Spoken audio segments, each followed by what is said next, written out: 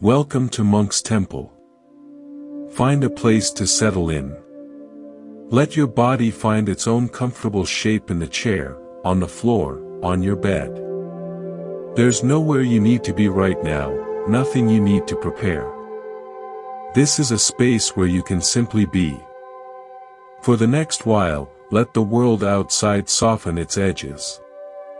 Let your attention turn inward, to the landscape of your own being. We are going to take a journey tonight, but not in the way you might think. It is not a journey towards something new, but a journey of recognizing what has always been here. It is the journey of coming home to yourself, not by adding, but by letting the layers of struggle gently fall away.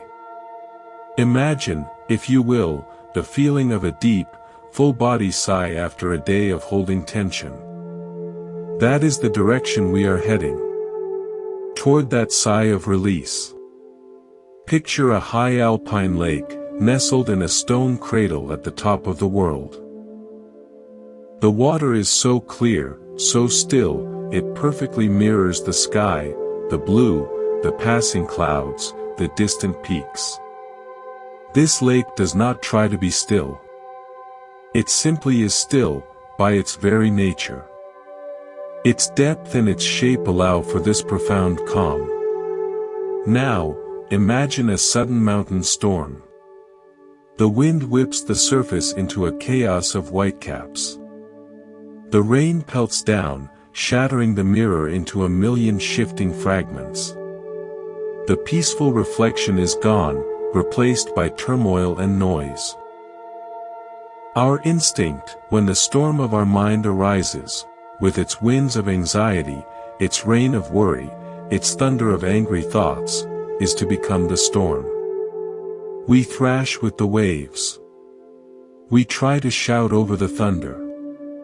We exhaust ourselves trying to calm the surface by force, splashing at the water with our bare hands. We believe the chaos is who we are, and we must fight it to find peace. But the lake knows a deeper truth. The storm is not the lake. The lake is the deep, vast, accepting capacity that holds the storm. The turbulence is only a temporary condition on the surface. The lake's essence, its stillness, its depth, remains untouched, a dozen feet below the frenzy. It does not fight the weather. It allows the weather to pass through. It knows the wind will eventually tire, the rain will cease, and its natural state of clarity will return. You are that lake. Your awareness is the deep, still water. Your thoughts, emotions, and sensations are the weather. The practice is not to stop the storm, that is impossible. The practice is to remember your depth. To feel, beneath the churning surface, the solid, silent bedrock of your being. To sink your awareness below the storyline of the storm and rest in the quiet darkness beneath. A beautiful piece of neuroscience, often explored in studies at places like the Max Planck Institute, touches on this.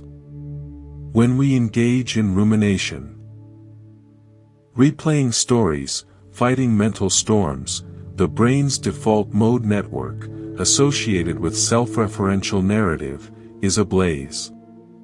But when we practice simple, non-judgmental awareness, shifting from being in the storm to being the space that holds the storm, activity shifts to regions linked to interoception and the present moment. The brain literally begins to model itself as the lake, not the weather. So tonight, as you listen, feel for that lake within. Don't look for stillness on the surface. Feel for the depth in your belly, in your bones. The storm may rage overhead. Let it. Your peace is not up there. It is down here, in the profound and patient depth of your own presence.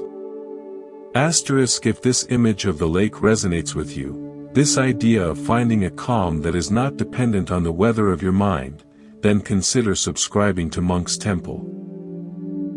By subscribing, you simply make it easier to find this space again, a quiet harbor to return to when the seas grow rough. It is a gentle way to remind yourself that this depth is always available. High in the Patagonian Andes, a glacier moves. To the human eye, it appears completely still, a frozen river of blue-white ice locked in time. But scientific instruments tell a different story. The glacier is in constant, imperceptible motion. It flows downhill with a slow, gravitational certainty, inches per day. It carves valleys, grinds mountains into silt, and shapes the very continent over millennia. Its power is not in speed, but in relentless, patient presence. It is unmoved by the brief storms that rage on its surface. We live in a culture that worships the hurricane, the fast, dramatic, visible change.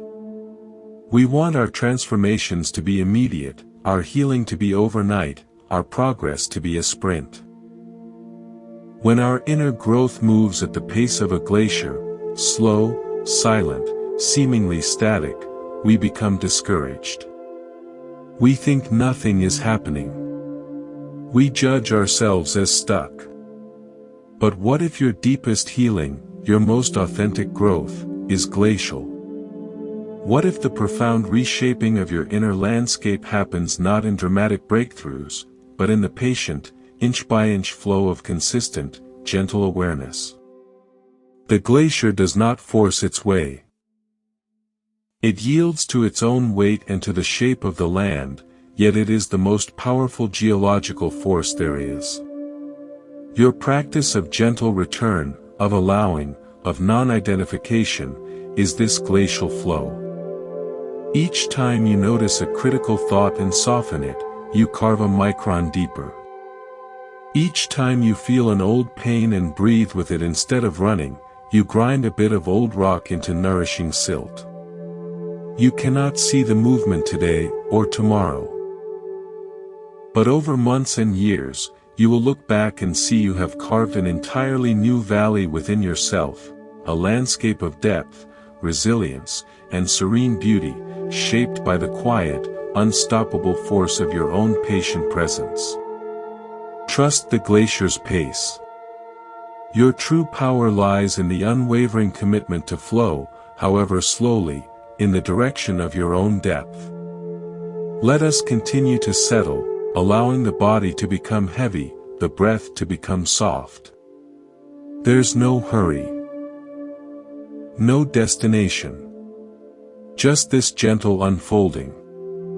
In a forgotten wing of an ancient library in Prague, lit only by dusty shafts of sunlight, there works an old librarian. His name is not important. His task is.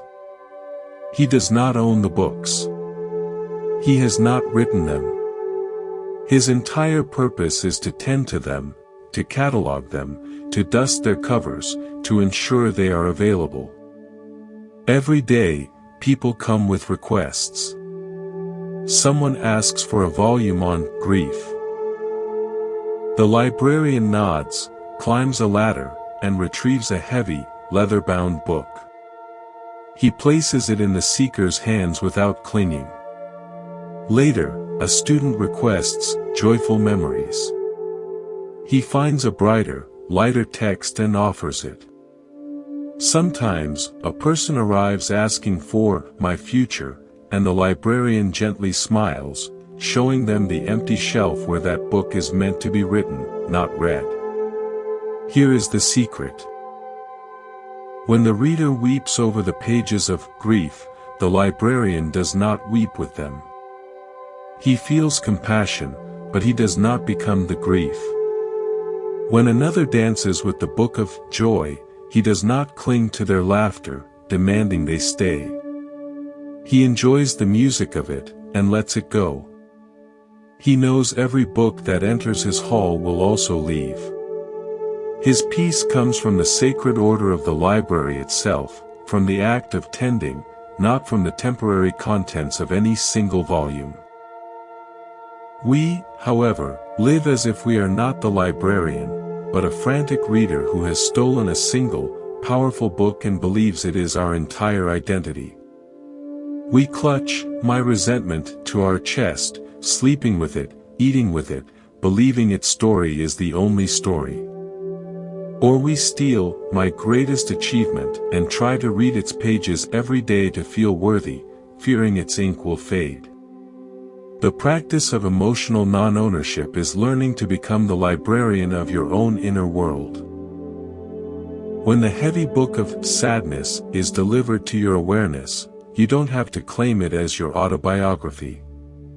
You can say, "Ah, the volume on sadness is here." It is a valid text in the library of human experience. You can open it, read its passages with curiosity, understand its contours. But you remember you are the one holding it, not the words on the page.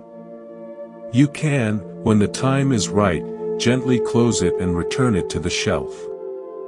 It remains in the library. It is part of the collection, but it does not weigh down your hands every moment. This is freedom. It is the freedom to feel the full, devastating poem of sorrow without believing you are the poem. It is the freedom to taste the sweet story of happiness without fearing its last page. You are the silent, spacious, compassionate library that contains all stories, and is defined by none. In the city of Mostar, Bosnia and Herzegovina, there is the starry most, the old bridge. For centuries, it arched gracefully over the Neretva River, a symbol of connection between communities. During the war in the 1990s, it was destroyed, shattered into the river below. For years, the broken stones lay in the water, a painful symbol of division and loss. Then, a remarkable thing happened. Using the original techniques and, where possible, the original stones dredged from the riverbed, the bridge was meticulously rebuilt. Today, it stands again, its arch perfect against the sky. The rebuilt bridge is not a replica pretending the break never happened. You can see where new stone meets old. It is a bridge of reconciliation, its very structure a testament to fracture and repair, to the possibility of joining what was torn apart. Your spirit is that bridge. There have been breaks, through loss, betrayal, failure, grief. The instinct is often to build a cheap, quick bypass over the broken place, to pretend the chasm isn't there, or to decide you'll never cross to the other side again. But the wisdom of Mostar is to gather the original stones, the truth of your experience, the pieces of your heart, and to rebuild with patient, loving attention. The join will be visible. The repair will be part of the beauty. The bridge, once rebuilt, is often stronger at the mended points, because it has been consciously made whole, not merely patched over. You are both the broken stones and the master builder. The practice is not to forget the destruction, but to integrate it into the new, resilient form. To build a bridge of understanding over your own inner divides. This is how we become capable of connection again. Not as fragile, untouched structures, but as works of art that have known fracture and chosen repair.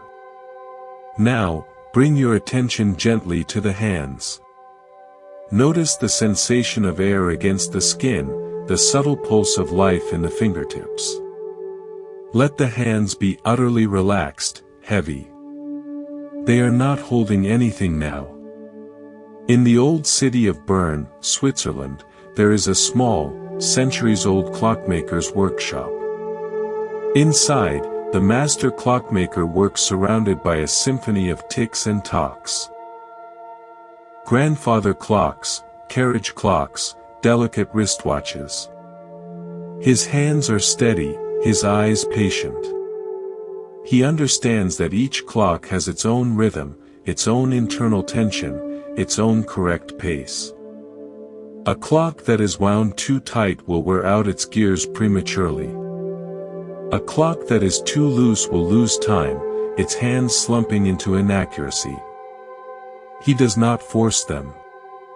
He listens. With a delicate tool, he makes the subtlest of adjustments. A tiny turn of a regulator, a minute shift in the balance wheel. He knows that the harmony of the mechanism depends on a balance between tension and release. Your nervous system is like one of these intricate timepieces. For years, perhaps, it has been wound too tight by the hand of striving, of worry, of constant doing. The springs of your mind are coiled, the gears of your emotions are grinding. You feel the tension in your body. The tightness in the solar plexus, the shallow breath, the held jaw. This is the somatic echo of a life wound too tight. The practice of somatic release is not about letting the spring unwind into complete collapse. It is about becoming the wise clockmaker of your own being. It begins with listening. Can you feel where the mechanism is tight? Where is the breath shallow? Where does the body brace, even now, against some old or imagined threat? Without trying to change it, simply bring your awareness there. To the tight spring in the stomach. To the clenched gear in the jaw. Breathe into that space, not to force it open, but as the clockmaker applies a drop of oil, gently, allowing it to seep into the mechanism and soften the friction. With each exhale, imagine the tiniest, most subtle turn of the regulator toward ease. Not toward looseness, but toward balanced, harmonious tension. You are not breaking the clock. You are restoring it to its natural, elegant rhythm. The tick and tock of your own heart, the rhythm of your breath, can become steady, reliable, and calm when the inner mechanism is not fighting against its own overwound state. Let the breath flow on its own, a gentle tide washing in and out on the shore of awareness. No need to control it. Just be the shore, witnessing the tide. Deep in the Pacific Northwest, in a forest of ancient cedar and fir, there is a path. It is not an official trail. It was made by generations of animals, elk, perhaps, or bears, traveling to the same river bend for centuries. The path is deep, a groove in the earth, flanked by thick ferns. It is the most obvious way to walk. If you found yourself in that part of the woods, you would naturally fall into that groove. It feels like the way. Your mind has these paths. Deep, neural grooves carved by repetition. I am not safe. I must be perfect. People will disappoint me. I am alone. They are not truths, they are very old trails. When you experience a moment of uncertainty, a silence from a friend, a small mistake at work, your mind, like a lost hiker, instinctively finds the old, familiar groove.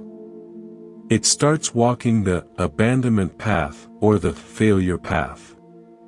It builds a whole story from the scenery of that well-worn trail. See?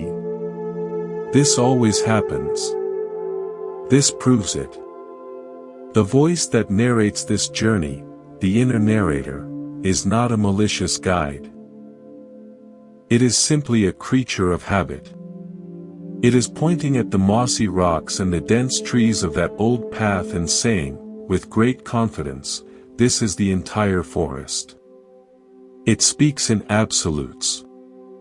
You always mess up. They never understand.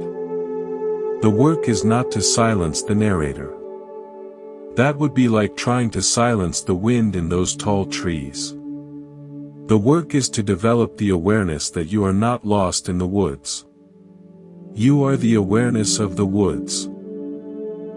From this wider perspective, you can notice, my mind has found that not good enough path again. You can hear the narrator's story without putting on your hiking boots and following it into the dark. Instead, you stop. You feel the actual ground beneath your feet right now, the sensation of your breath moving in and out. You look up and see that above the dense canopy of these obsessive thoughts, there is a vast, open sky. The path is one small feature in an immense, living landscape. Each time you notice the old path and choose not to walk it, you begin to wear a new, fainter trail. A trail of, I don't know. A trail of, this is just a moment. A trail of, I can feel this without following it. This is neuroplasticity, the brain's beautiful ability to grow new ways of being, based not on ancient fear, but on present moment choice. On the wide, muddy currents of the Mekong River, there are ferrymen who have piloted their small boats for decades. They know the river's moods, its dry season gentleness and its monsoon fury. People come to the bank with all their burdens, sacks of grain, crates of chickens, their own tired bodies and worried minds. The ferryman helps them aboard, pushes off from the bank, and navigates the current. He does not fight the river. He reads it. He uses its flow, angles his boat against its pull, and works with the water to reach the other side. He does not own the passengers' burdens. He provides safe passage for them, but when they disembark, he does not follow them to carry their sacks into the village. His task is complete. He returns to the riverbank, empty, ready for the next crossing. You are often both the frantic passenger and the exhausted ferryman trying to carry every burden forever. A friend shares a problem, and you not only give them a ride across the river of their difficulty, you then shoulder their sack and carry it for miles into your own mental village, letting it live in your guest room for weeks. You take on the emotional burdens of the world, thinking this is compassion. True compassion is the ferryman's way. It is the willingness to be a vessel of presence for another's crossing. To listen deeply, to offer a stable space in the turbulent current. But it also knows the moment of disembarkation. It understands that each person has their own path to walk on the other side, their own strength to find to carry their load. Compassion without fusion provides the passage, but respects the journey. It allows you to return to your own bank empty, at peace, with your own boat intact and ready to serve again, without being weighed down by cargo that was never yours to carry. Be the ferryman, not the pack mule. Offer your presence, not your permanent indentured servitude. This is how care becomes sustainable, and how love remains free. Let us sink a little deeper now. Allow the eyes to soften, the jaw to unclench, the shoulders to drop away from the ears. Let the body be held by whatever supports it. There is nothing to do. Nowhere to go. Just this. Just here. In Japan, there is an art form called kintsugi. When a precious ceramic bowl is broken, it is not discarded. Instead, the pieces are carefully gathered and reassembled using a lacquer resin dusted with powdered gold, silver, or platinum. The fractures are not hidden. They are illuminated, made a central part of the object's history and beauty. The repaired bowl is often considered more beautiful, more valuable, than the original, perfect, one. We carry an idea of ourselves as a fixed, ceramic vessel. I am this kind of person. I have always been this way. We believe this vessel must remain whole, unchipped, unbroken. A failure is a catastrophic crack that ruins us. A change in life circumstance is a threat to our very shape. We spend our energy trying to hide the cracks, to pretend the breaks never happened, to present a smooth, unblemished surface to the world and to ourselves. But what if you were never a fixed, finished vessel to begin with? What if you are the process of kintsugi itself? You are not the bowl, static on a shelf.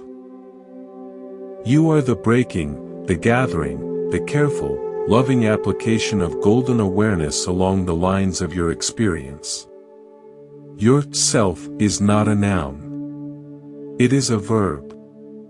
It is a continuous, artistic act of repair and integration, where the breaks and the golden seams are equally part of the design.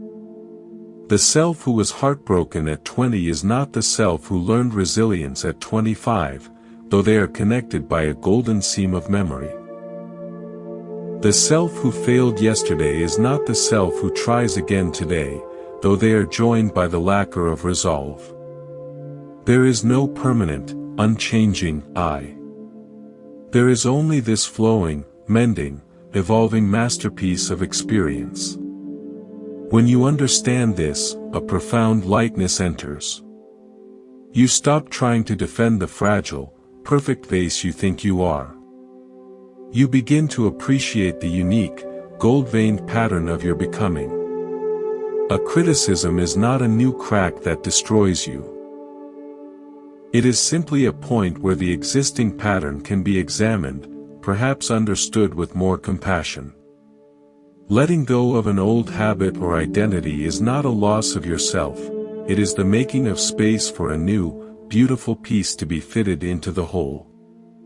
You are not broken. You are a living art of kintsugi, forever being remade with the gold of your own awareness. In the highlands of Peru, near Lake Titicaca, there is a tradition of storytelling weavers. An elder woman sits at her loom, and as she weaves an intricate pattern into the fabric, she is also weaving a story. With each pass of the thread, she adds a detail. Here is the condor, who sees the whole valley. Here is the fox, who is clever but alone. Here is the river, which flows around all obstacles. The story is not separate from the cloth, it is the cloth. Your mind is a weaver, and it is constantly at the loom. It takes the raw thread of experience, a sensation, an event, a word someone said, and immediately begins to weave a story around it. The story is convincing because you are both the weaver and the first audience to the tapestry. You see the pattern of betrayal, or failure, or hope take shape and you believe it is the absolute truth of the cloth. The practice is to learn to step back from the loom. To see that the shuttle, the tool that carries the thread back and forth, is in your hand. You can pause. You can look at the single, unadorned thread before you weave it into a grand, damning narrative. This pause is the sacred gap between stimulus and response. That thread is just a thread. It is the raw fact, he did not call. The email was brief. My stomach feels tight. The story is everything you weave around it, he doesn't care about me. My boss is angry. I am getting sick because I can't handle stress. When you pause at the loom, you reclaim choice. You can choose to weave that thread into a story of fear. Or you can choose to weave it into a story of patience, or curiosity, or simple observation. Or, most radically, you can choose not to weave it into a story at all. You can simply lay the thread aside and behold the existing tapestry of this moment, the colors of your breath, the texture of the air on your skin. Without adding another dramatic figure to the scene. The weaver is not the tapestry. You are the space in which both the weaver and the tapestry appear. And you have the power to invite the weaver to rest. Allow a sense of ease to spread through the muscles, like warm honey moving slowly through the body. There is no need to chase relaxation. Simply allow the possibility of it. In the vast, silent expanse of the Arabian desert, there are ancient wells. The water lies deep, hidden beneath layers of rock and sand. A traveler, parched and weary, arrives at the well. Their thirst is immense, a screaming need in their throat and body. They lower the bucket, but the rope is long, the process slow. In their agony, they may begin to chew on dry cactus, or scoop up handfuls of hot sand, anything to create the sensation of moisture in their mouth. These actions do not help. They often make the thirst worse, injuring the mouth, distracting from the patient work of drawing the true water. Craving is that screaming thirst. It feels ultimate, urgent, and it convinces us that the only relief is in the nearest, quickest substance, the mental cactus of distraction, the hot sand of gossip, the mirage of a purchase, the temporary numbing of a substance. But craving, at its core, is not a command. It is a signal. It is the body's and mind's way of saying, there is a deep need here that is not being met. The thirst is real. But the cactus is not water. The wisdom is to pause in the frenzy of seeking the cactus. To sit by the well of your own being, even in the discomfort of the thirst. To acknowledge, there is a deep longing here. Then, with patience, to begin the true work, lowering the bucket of your attention into the depths. What is the true need? Is it for connection? For rest? For creative expression? For safety? For release from an old pain? The craving for chocolate might be a confused signal for comfort. The craving for endless scrolling might be a distorted call for stimulation or escape from boredom. When you learn to sit with the thirst without immediately reacting, something shifts. You stop being a desperate traveler dying of need. You become the well tender. You learn the rhythms of drawing up the real water. The deep, satisfying water of self-connection, mindful action, or genuine communication. The frantic cravings for cacti begin to lose their power, because you are no longer deceived by them. You know where the true water is.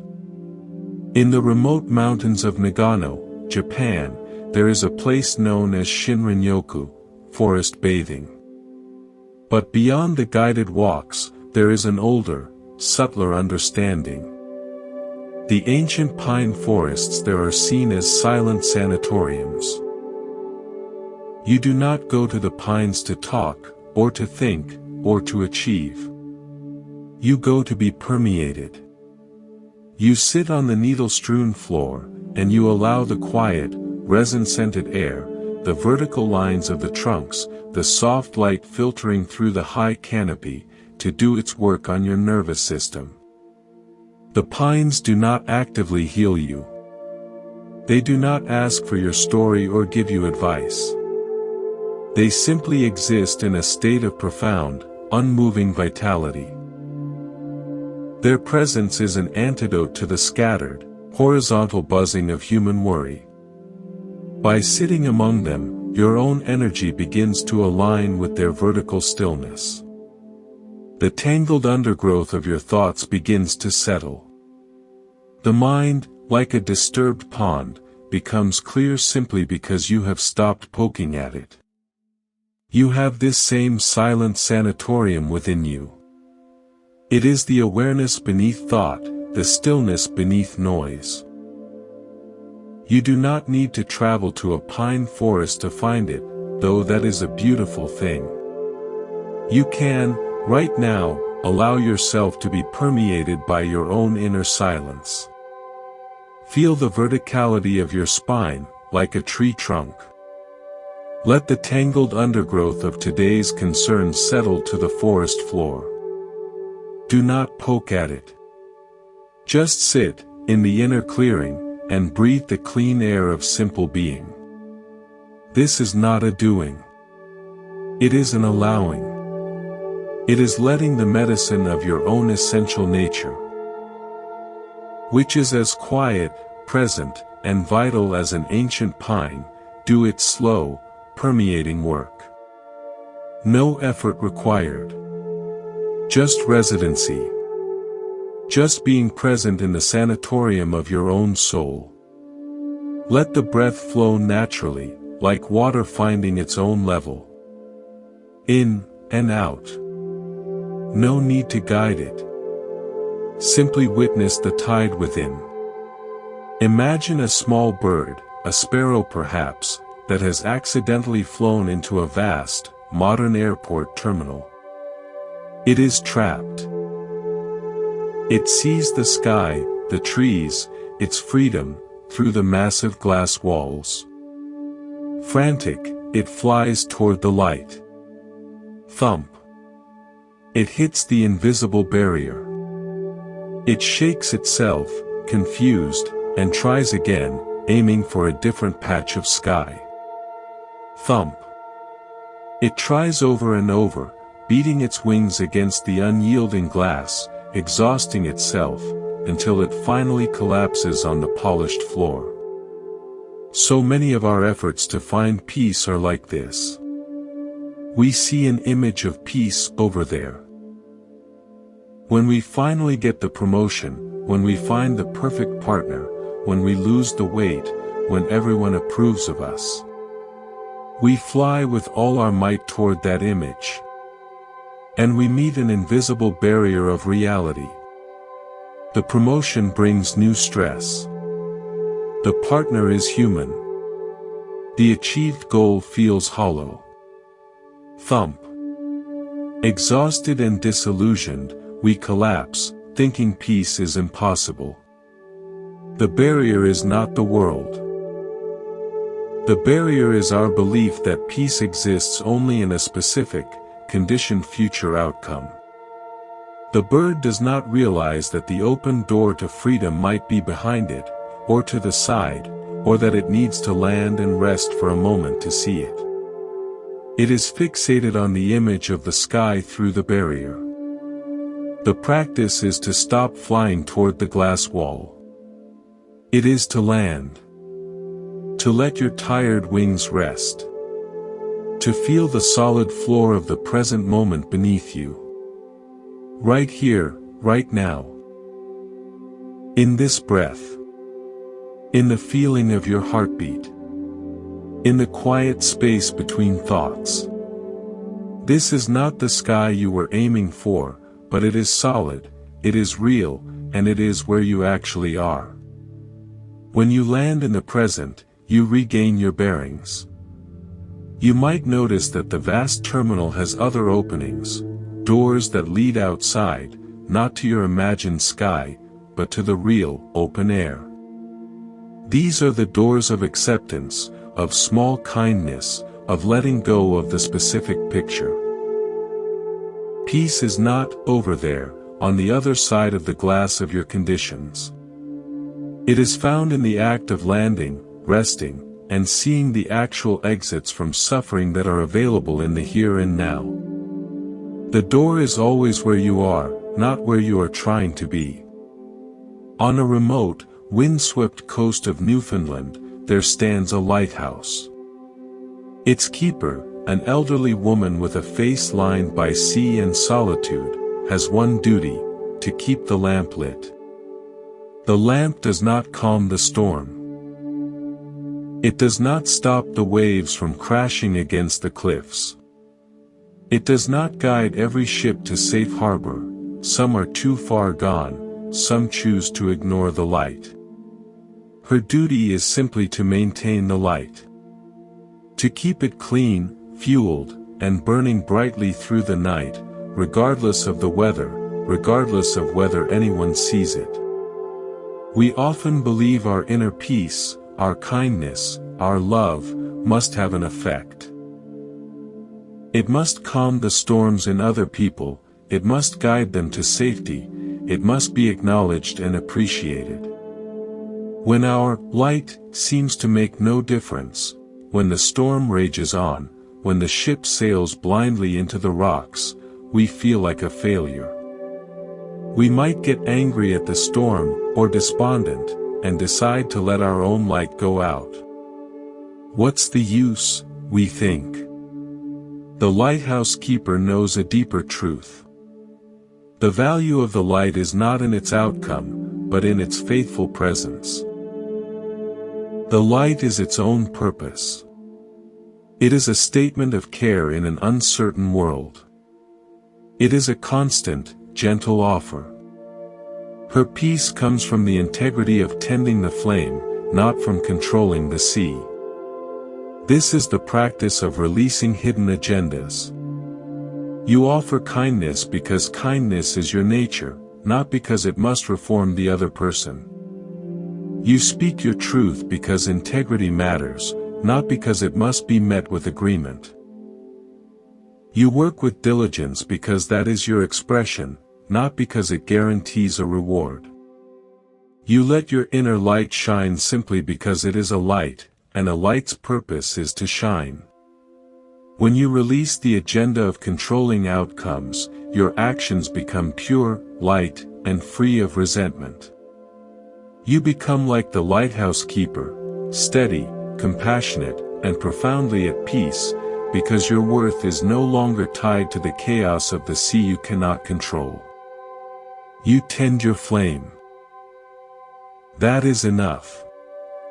Allow a gentle smile to form, not on the lips necessarily, but within the mind. A smile of recognition. Of coming home to these simple, profound truths. There is a grand sugar maple that stands at the edge of an old Vermont field. In late October, it undergoes a spectacular transformation. Its leaves blaze into impossible reds and golds. For a few weeks, it is the most stunning thing for miles. People come to photograph it. Children play in its fallen leaves. Then, slowly, the leaves begin to fall. One by one, then in gentle showers, they release their hold. They carpet the ground in a rustling, fragrant blanket. By November, the tree is bare, its elegant, dark branches etched against the gray sky. It stands in a state of utter simplicity, of quiet surrender. The tree does not cling to a single crimson leaf, screaming, "But I was so beautiful. I must stay this way." It does not fear the bareness. It understands that the letting go is not the end of its story, but a vital part of its cycle. The fallen leaves return to the earth, becoming the nutrients that will feed its roots for the next spring's growth. The bareness allows the winter sun to reach its core, and lets it rest, gathering strength. We are so afraid of our own autumns.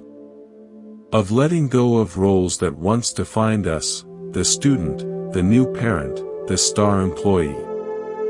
Of releasing relationships that have run their course. Of shedding old identities, even painful ones, because they are familiar. We cling to the colorful leaves of past achievements, past versions of ourselves, long after their season has passed, fearing the bare branch. But the maple teaches us that release is an act of wisdom and trust. Letting go is how we return nourishment to our souls. It is how we make space for the winter's rest and the spring's new growth. The bare branch is not emptiness, it is potential.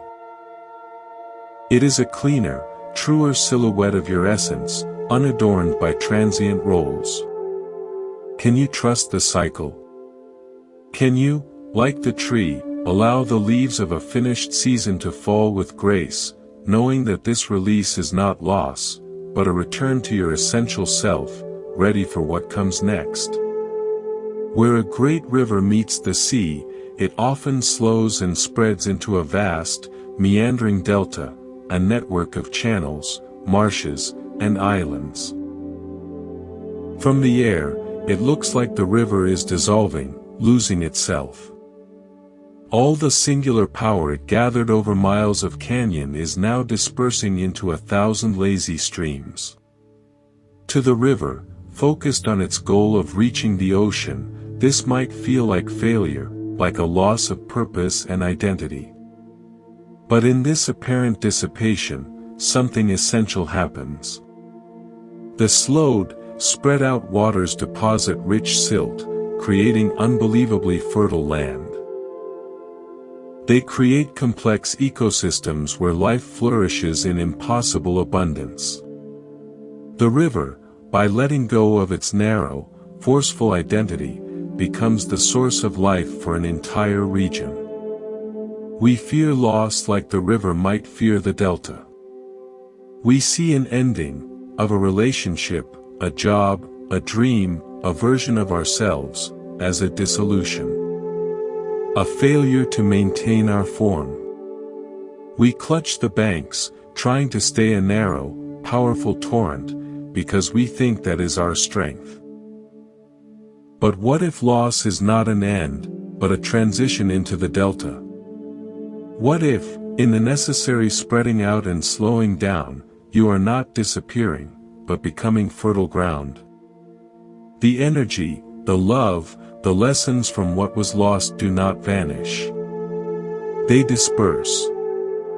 They settle into the sediments of your soul. They become the rich soil from which new life, new understanding, new compassion, new resilience, will inevitably grow. The delta is not a graveyard for the river. It is its most creative phase. Can you trust that the losses in your life are not stealing from you, but are instead preparing the ground for a different, more expansive kind of abundance? The river must eventually join the sea, but it does so by first becoming everything. Let us rest here for a moment, in the quiet awareness that holds all these stories, all these sensations. You are the silent screen upon which the movie of the mind plays. You are the open sky behind the passing clouds. Along the Monterey coast in California, there are cypress trees that have grown twisted and sculpted by the relentless ocean winds. They are not tall and straight like trees in a sheltered forest. They are bent, their branches streaming away from the sea, permanent evidence of a lifelong conversation with the wind. They do not resist the wind. They could not if they tried. Instead, they yield.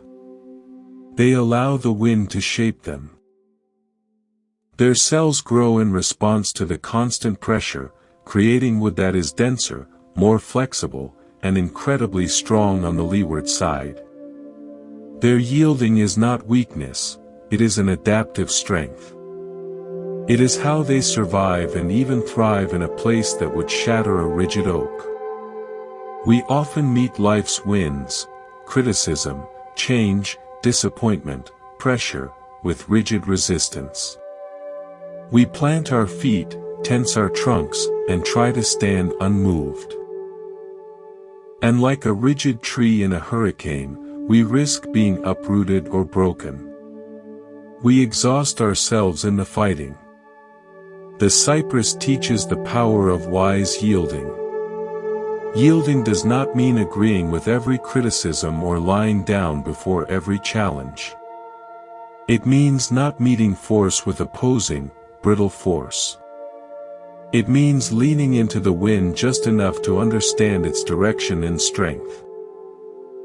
It means allowing yourself to be shaped by experience, to grow flexible and resilient in the very places life presses upon you most.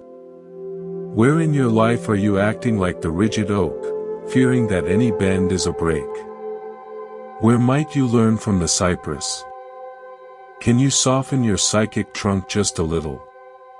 Can you allow the winds of circumstance to show you where you need to grow stronger and more flexible, not by opposing, but by adapting, by yielding with conscious grace? The shape you take will be uniquely, beautifully your own, a testament not to an untouched ideal, but to a life fully lived in conversation with reality. In a quiet tea house in Kyoto, the preparation of matcha is a silent meditation. The master heats the water to precisely the right temperature, not a degree more or less. He measures the vivid green powder into the bowl. Then, he pours the water. But he does not pour it all at once. He begins with just a trickle, enough to make a paste. He whisks this slowly, deliberately, creating a smooth foundation. Only then does he add the rest of the water in a soft, steady stream, whisking until a delicate froth forms on the surface. The entire process is one of patient, layered infusion. The water does not assault the tea powder, it engages with it. It meets it where it is, transforms it gradually. The result is not a bitter slurry, but a harmonious, umami-rich cup that wakes up the senses without aggression. How do you pour your attention onto the powder of your life, your tasks, your relationships, your own emotions? Do you dump the entire kettle of frantic, boiling attention all at once, scalding the moment, creating a bitter, agitated experience? The mind, when faced with a difficult feeling or a large project, often does this. It floods the situation with frantic energy, trying to solve it, fix it, or make it disappear immediately. This leads to burnout, to a bitter taste in the soul. The tea master teaches the art of gentle infusion. When a strong emotion arises, anxiety, grief, anger, you don't have to pour the whole kettle of your consciousness onto it.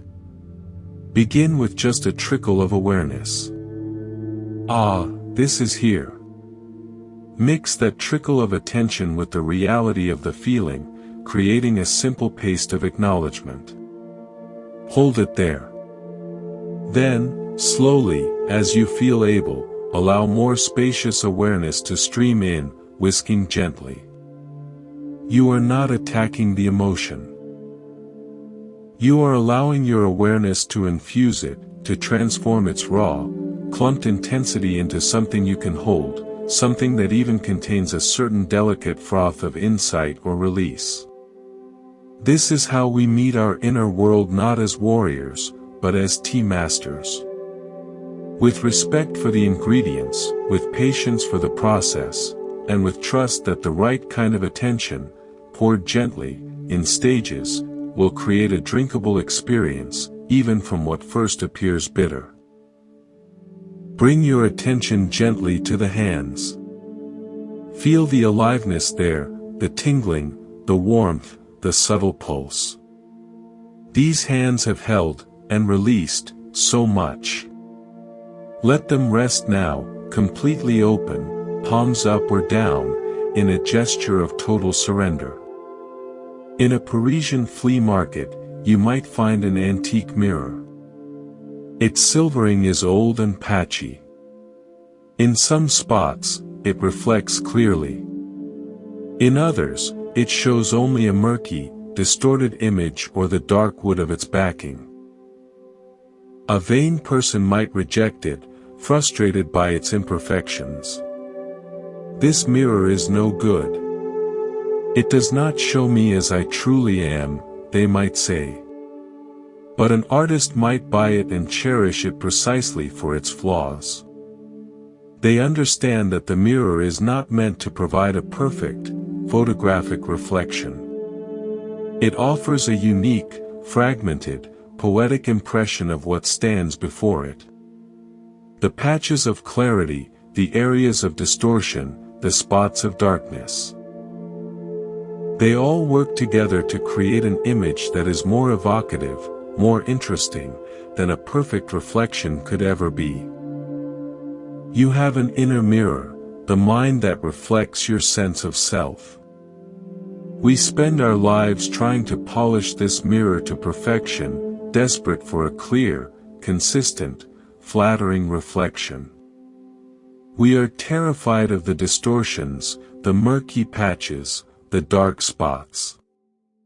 We believe they mean the mirror, that is, we ourselves, are broken, faulty, unacceptable. But what if the goal is not a perfect reflection?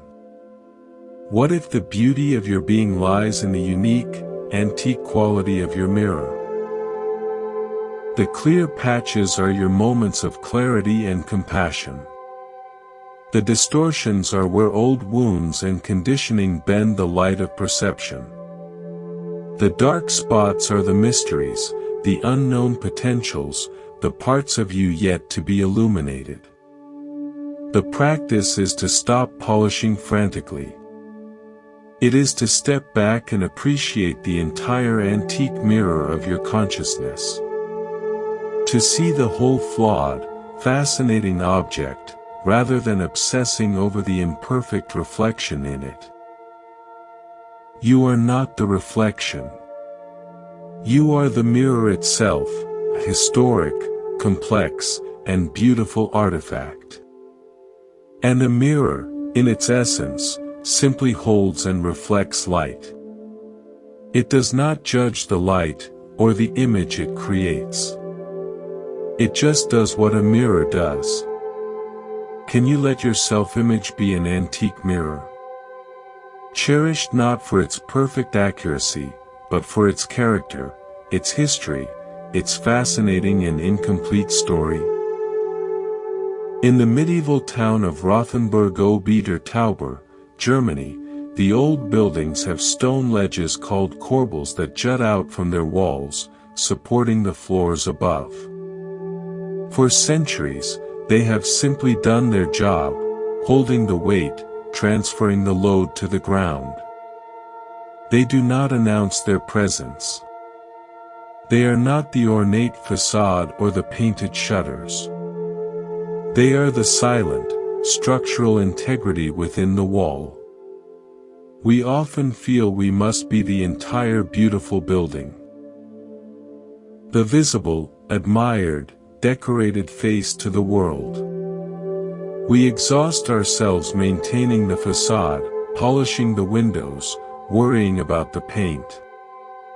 We forget about the corbels, the internal, structural supports of quiet integrity, of personal values, of inner strength that simply hold us up, unseen. And when a storm comes, a crisis, a loss, a great pressure, we panic because we are trying to weather it with only the facade. We feel we will collapse because we have neglected the silent, sturdy architecture within. The practice is to identify and tend to your corbels. What are the simple, deep values that support you? Perhaps it is honesty. Perhaps it is kindness to yourself. Perhaps it is the commitment to feel your feelings. Perhaps it is the connection to nature. These are not flashy. They won't get you likes or praise. But they are what bear the weight of your life. Spend less time polishing the facade for others to see. Spend more time in the quiet interior, checking in on these corbels. Are they strong? Are they true? Do they need the mortar of your attention? When you live from these supports, the facade can relax. It doesn't have to pretend to hold everything up. You can be simple, sturdy, and at peace, because you are supported from within by what is real and essential. You are not the pretty window. You are the whole, enduring structure, built to last. Let the breath become a soft rhythm, like a gentle lullaby for the body. There's no effort needed here. Just allow the body to breathe itself, to settle into its own natural rhythm. In Vienna, there is a famous piece of music, Schubert's Unfinished Symphony. It has only 2 completed movements, yet it is one of the most beloved works in the repertoire. Scholars have debated for centuries why he didn't finish it. Was he interrupted? Did he feel it was complete as it was? We will never know.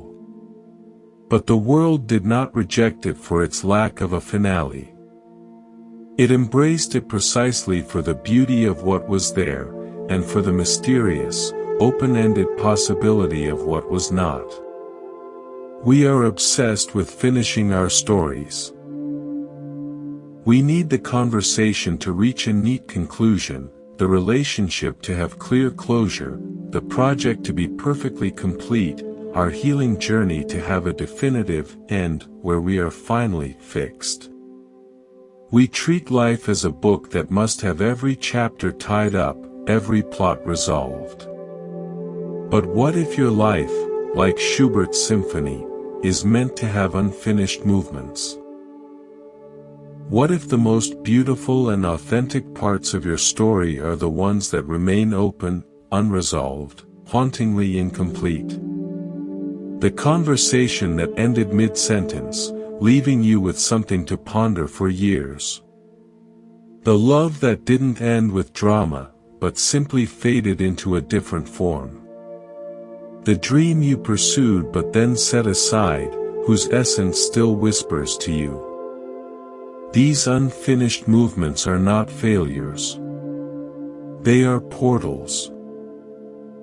They keep your story alive, dynamic, and connected to mystery. They prevent you from becoming a closed book on a shelf.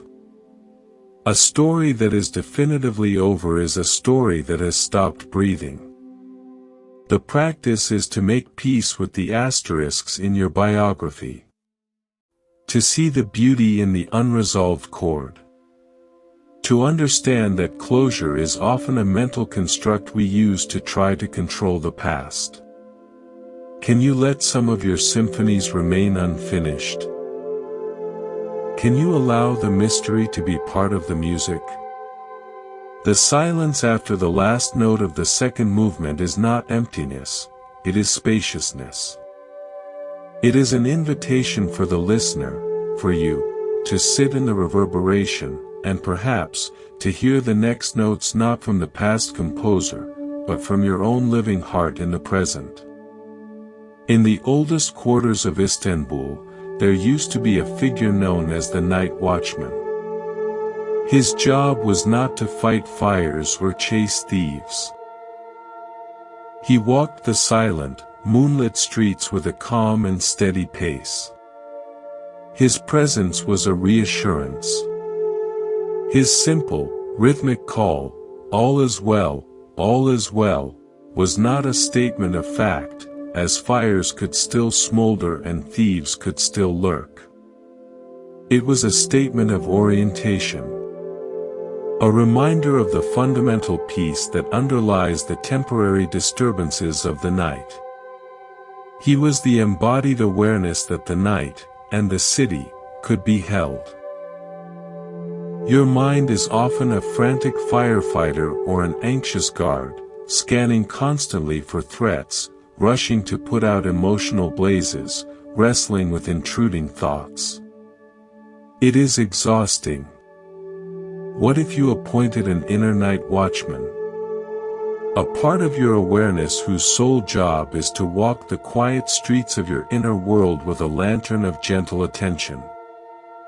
This watchman does not fight your feelings. He does not argue with your thoughts. He simply walks his route, feeling the cobblestones underfoot, the sensations of the body, listening to the night sounds, the murmur of the mind, and offering that soft, rhythmic orientation. All is well, all is well. He says this not because your life is perfect, but because the essence of your being, the aware, spacious presence that you are, is fundamentally intact and unthreatened. The fires of anger may flare in a district. The thieves of worry may scurry in an alley. But the night watchman's steady pace does not quicken. He acknowledges them, shines his light their way for a moment, and continues his rounds. His peace is not naive, it is deep. It is the peace of the vast night sky that holds everything within it, the shooting stars of joy and the dark clouds of sorrow alike. Tonight, can you let this inner watchman take his post? Can you feel that steady, rhythmic pace within your own chest? With each breath, the gentle reminder, all is well. Not because the story is over, but because the one who hears the story is, and has always been, safe at home. Let your awareness expand now, like soft light filling a room. Not focusing on any one thing, but allowing everything to be included, sounds, sensations, the space around you. In the English countryside, you'll find ancient stone bridges over gentle streams. Their arches are worn smooth by centuries of rain and footfall. They do not own the water that passes beneath them. They do not try to direct its course or tell it where to flow. Their purpose is simply to provide a stable, grounded way across. People and animals cross over them, pause on them to look at the view, and then move on. The bridge remains, serving, silent. We often mistake ourselves for the travelers crossing the bridge, or worse, for the water rushing underneath. We identify with the passing content. The urgent plans, the fleeting worries, the temporary identities of parent, professional, warrior, helper. We feel unstable because we've built our sense of self on what is inherently transient. What if you are the bridge? Not the passing traffic, but the stable, aware space that allows all experience to cross over. Your thoughts are travelers. Your feelings are the water flowing beneath. Your various roles and titles are people who cross your span for a time. You are the arch that holds the space for all of it. The bridge does not collapse when the water runs high after a storm. It does not celebrate when the sun shines and the stream is gentle. It provides groundedness, regardless. Feel into this bridge-like quality now. The solidity of your spine, the steady rhythm of your heart. You are the architecture of awareness, not the weather that passes through it. When you feel swept away by the current of emotion or crowded by the traffic of thought, remember, you are the stone. You are the span. You are the grounded, enduring presence that makes the crossing possible. Your job is not to control the journey of others, but to be a steady, trustworthy presence for your own being. All things come, and all things go. The bridge remains. Imagine a beautiful, walled garden. It is lush and private, with a heavy, wooden gate that is always kept locked. The owner treasures the garden but is also afraid. She fears that if she leaves the gate unlocked, people will come in and trample the flowers, steal the fruit, or leave the gate open on their way out. So she keeps it locked, and she alone tends to it. The garden is safe, but it is also isolated. Its beauty is never shared, its fruits rot on the branch, and the gardener feels a quiet loneliness within the walls.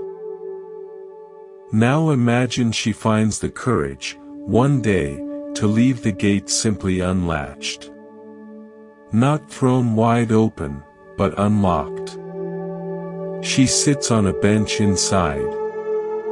A neighbor passes, notices the gate is ajar, and peeks in. "What a beautiful garden," they say. The gardener smiles, and invites them to step inside and enjoy the scent of the roses. The neighbor does, and leaves a little while later, refreshed, closing the gate gently behind them. No trampling, no stealing. Just a moment of shared beauty. Your heart is that garden.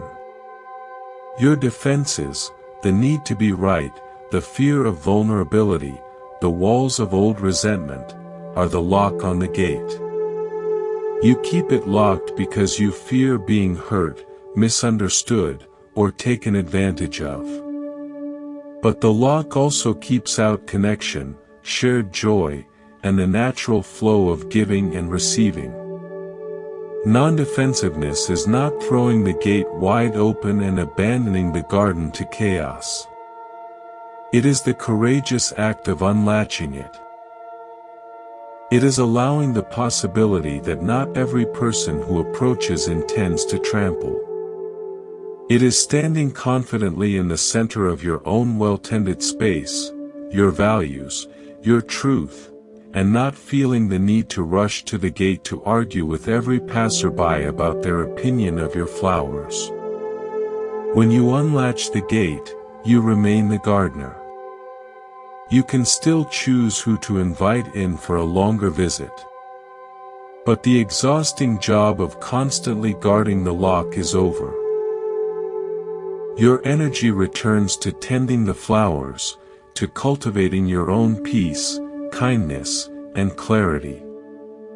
And you might be surprised how many people, when met with an unlatched gate and a calm gardener, respond not with intrusion, but with respect, and often, with gratitude for the beauty you've chosen to share.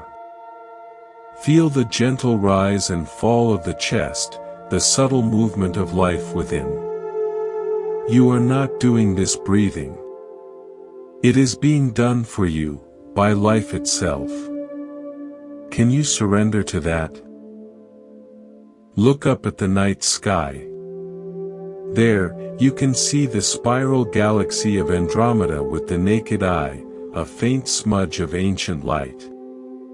It is a shape found everywhere in nature, in the unfurling fern, in the chambered nautilus shell, in the whirl of a hurricane. The spiral is not a circle that closes in on itself.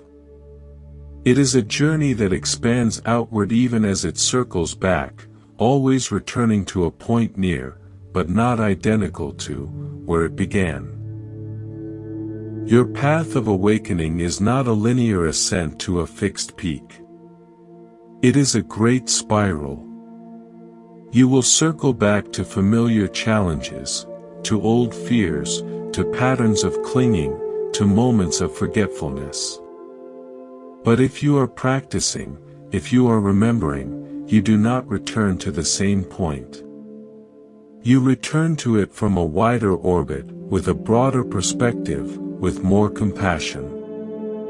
What once felt like an imprisoning wall is now seen as a single turn in a much larger journey. Do not despair when you find yourself facing what seems like the same old problem.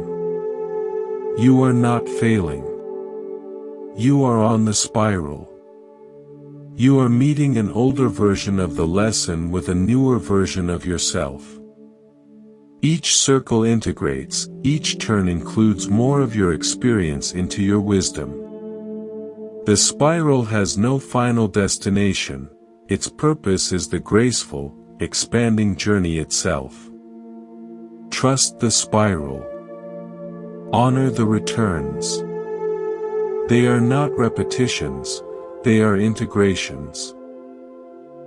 In the heart of Poland's Silesia region, in the city of Katowice, there is an old ceramic workshop that has survived wars and upheavals. The master potter here speaks of the kiln as the great teacher. He says you can shape a vase with perfect skill, apply the most beautiful glaze, but until it goes into the kiln, it is just fragile, painted earth. The kiln is where it meets the fire, the intense, transformative heat that seals its form, sets its color, and gives it strength. Sometimes, a piece cracks in the kiln. The potter does not see this as a failure of the vase, but as the kiln revealing a hidden weakness in the structure. He will mend it with gold, making that crack part of its story. Your difficult times are not punishments. They are your kiln. They are the intense heat that reveals your true structure. What feels like cracking under pressure is often the kiln showing you where your inner form was not yet fully integrated, where an old belief was still fragile. The practice is not to avoid the kiln, or to rage against the fire. It is to understand that you are in the process of being fired. You are being made durable, your colors are being set. And if a crack appears, a moment of breakdown, of grief, of seeming failure, this is not the end. This is where you apply the gold of awareness, of compassion, of understanding. The mended crack becomes the strongest, most beautiful part of the piece, because it represents not a flaw, but a transformation survived. You are not being destroyed by the fire. You are being forged by it. The kiln does not ask the clay if it wants to be fired. It is the necessary passage to become a vessel that can hold water, that can endure. Let the body be heavy, like sand settling in water.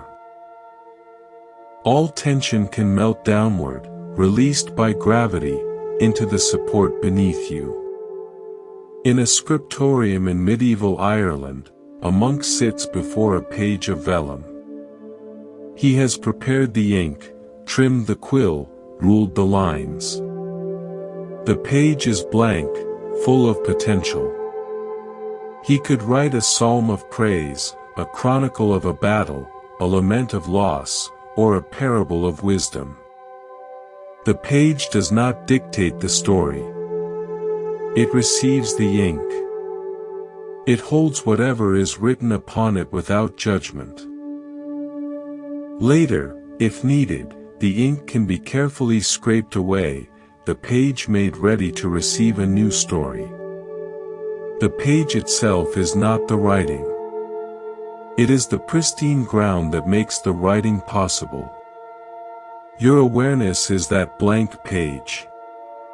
Your thoughts, your memories, your plans, your regrets, they are the ink. We become so engrossed in the drama of the ink, the dark blot of a regret, the beautiful flourish of a happy memory, the messy scrawl of a worry, that we forget we are the page. We believe we are the writing. I am my sadness. I am my anxiety. I am my past. But the page is untouched by the stories written upon it. It remains pure, receptive, vast. A sad story does not stain the page, it merely occupies it for a time. A joyful story does not improve the page, it simply dances upon it. The practice is to remember your pageness. To feel the spacious, receptive blankness of your own presence that exists before, during, and after any thought or feeling arises. You are not the ink of your experiences. You are the eternal page that allows all stories to be written, revised, and eventually, to fade. From this perspective, Even the darkest ink loses its power to define you. You are the silent, luminous ground of being itself. In the Namib Desert, one of the oldest and driest places on Earth, there are riverbeds called Omaramba. They are vast, sandy channels carved by water that flows only once every few decades, or even centuries. For years, they appear as nothing but barren, winding scars in the desert. But the secret is underground. Deep beneath the dry sand, a hidden aquifer flows. And the plants that grow along the Omaramba, the acacias and the grasses, have taproots that reach down 30, 40, 50 meters to drink from this secret, perennial source. Their survival does not depend on the occasional flash flood on the surface. It depends on their deep, patient connection to the water that is always there, unseen. Your emotional and spiritual life has its Omaramba, surface channels that seem dry for long stretches. Times when inspiration feels absent, when joy seems like a distant memory, when you feel parched and barren. The temptation is to wait desperately for the next flash flood of external stimulation, validation, or excitement to fill the empty channel. But wisdom is the taproot. It is the practice of sending the root of your attention deep, deep down beneath the surface aridity, to the hidden aquifer of your being. This aquifer is the still, silent, ever-present source of peace, awareness, and unconditional love that is your true nature. It never runs dry. When you feel parched on the surface, it is not a sign to panic. It is an invitation to stop scanning the horizon for rain clouds and instead to sink down. To be still. To let your awareness root itself in the depths where the true water flows. Nourishment is always available. Not from the sporadic floods of circumstance, but from the perennial spring of your own aware presence. Send your roots down. The water is there. Allow a sense of ease to spread through the muscles, like warm honey moving slowly through the body.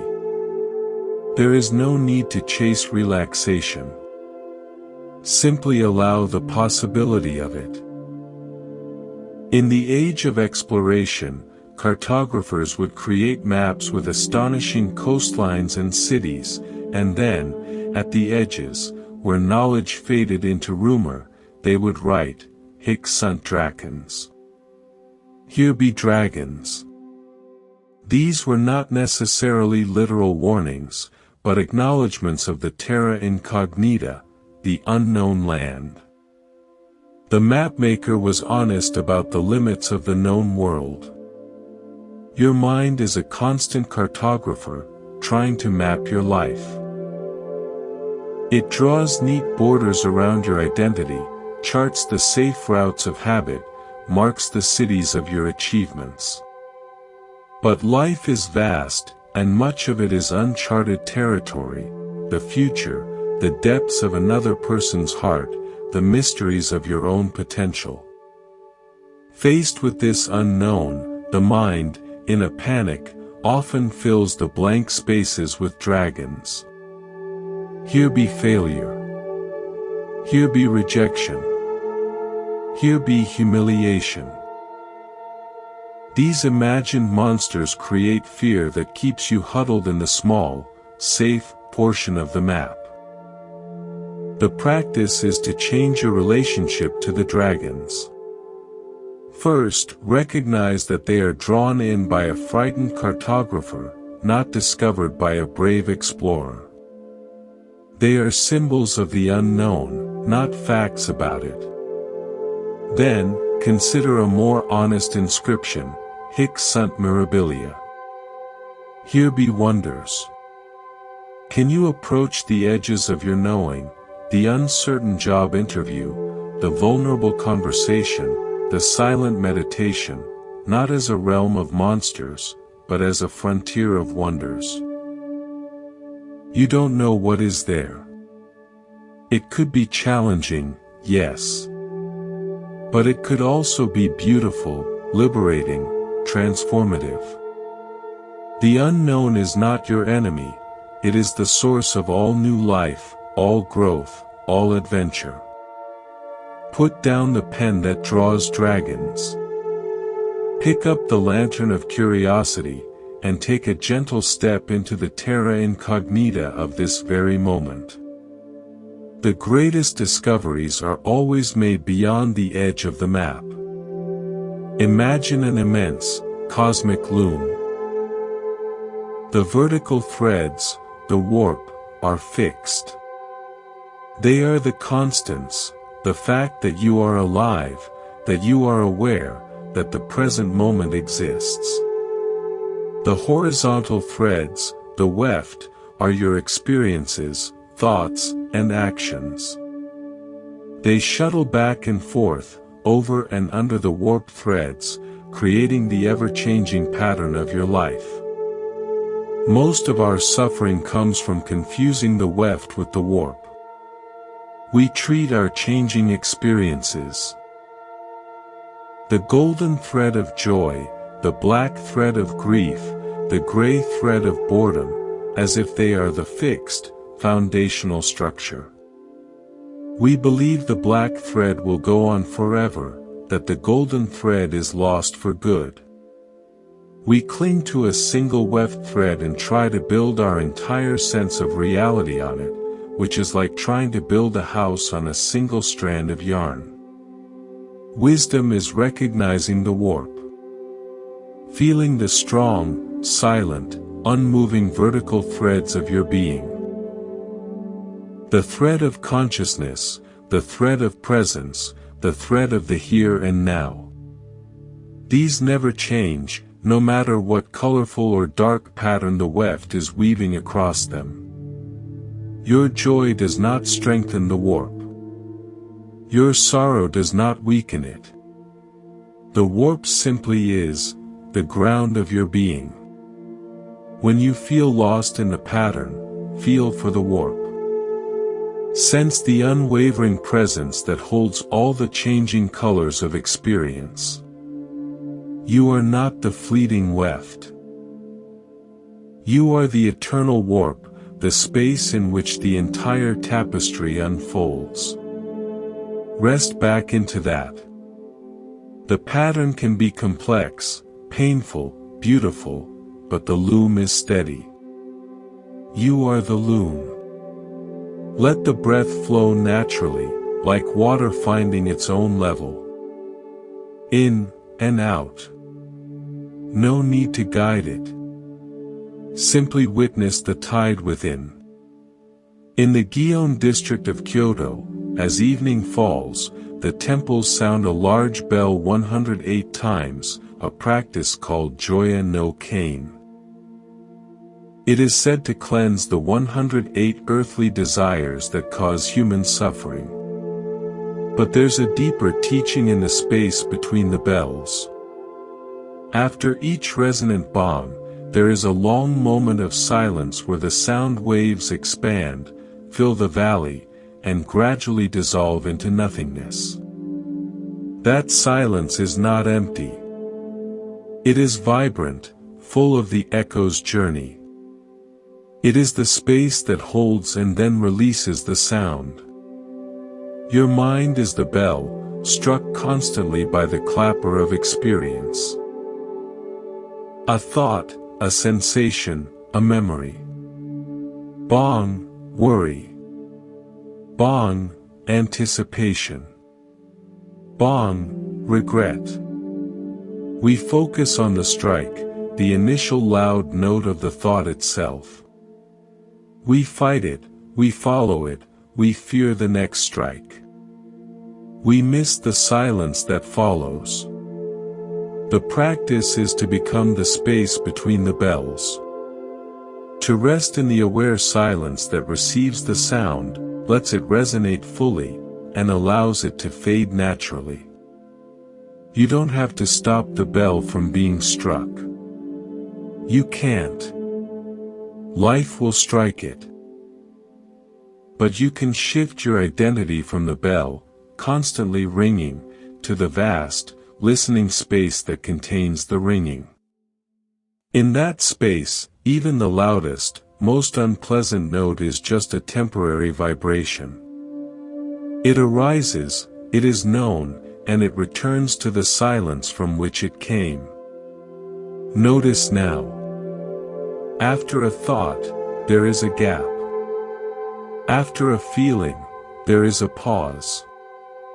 That is your true home. Don't wait for the next strike. Dwell in the reverberant, peaceful silence that is already here. It is in this silence that you realize you are not the sound, but the hearing. Not the thought, but the awareness that knows the thought. In Taoist philosophy, there is the concept of Pu, the uncarved block. It is the original state of the wood before the carpenter shapes it into a specific tool, a bowl, a table, a statue. In its uncarved state, it holds infinite potential. It could become anything. The moment it is carved into a bowl, it is a bowl, and it is no longer a table, or a flute, or anything else. Its potential is narrowed into a single function. We spend our lives carving ourselves into specific shapes. I am a lawyer. I am a caregiver. I am a success. I am a failure. We take the chisel of identity and define ourselves, often according to the expectations of others or the demands of a role.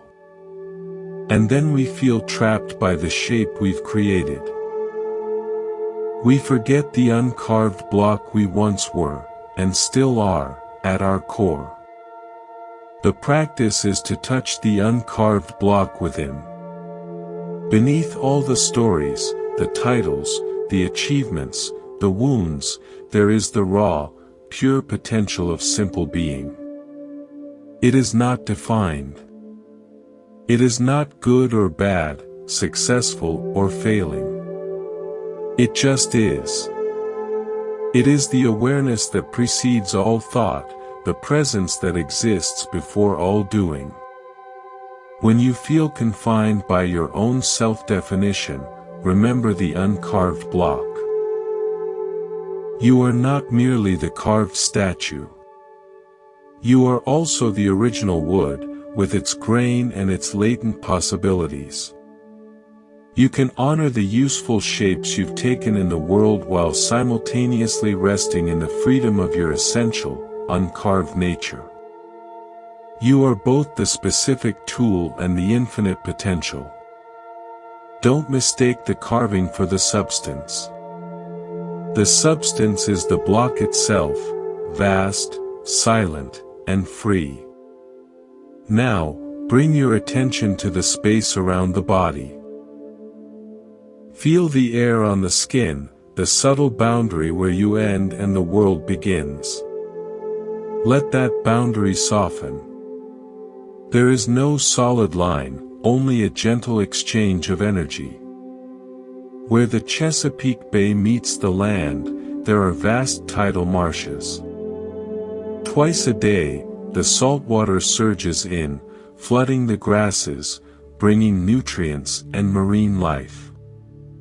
Then, it recedes, leaving the mudflats exposed to the sun and air. This constant cycle of immersion and exposure is what makes the marsh one of the most productive ecosystems on Earth. It is not a static pond or a dry field. Its vitality depends on the rhythmic exchange between two different worlds. Your emotional and spiritual life is a tidal marsh. There are times of inward immersion, periods of quiet reflection, solitude, perhaps even melancholy, where you are flooded with the salt water of your inner ocean. These are not wasted times. They are times of fertilization, of receiving nutrients from the depths. Then, there are times of outward exposure, periods of activity, engagement, expression, where you are exposed to the sun and air of the world. These are times of growth, of photosynthesis, of giving form to what you've received. We often judge one phase and crave the other. We see the inward flood as depression and fight it, trying to stay dry. Or we see the exposed mudflat as barren and fear it, longing only for the flood. But the marsh teaches us the wisdom of the tide. Both phases are essential. The inward phase is not a problem to be fixed, it is a necessary immersion. The outward phase is not an escape, it is a necessary expression. Honor your natural tides. When you feel flooded, don't struggle to build a dam. Let the waters bring their gifts. When you feel exposed and empty, don't panic and search for artificial floods. Let the sun bake the mud, let the roots strengthen. Trust that your ecosystem knows its own rhythm. Your wholeness depends on both the flood and the ebb. Imagine an old sailor's compass, the kind with a delicate needle floating in oil.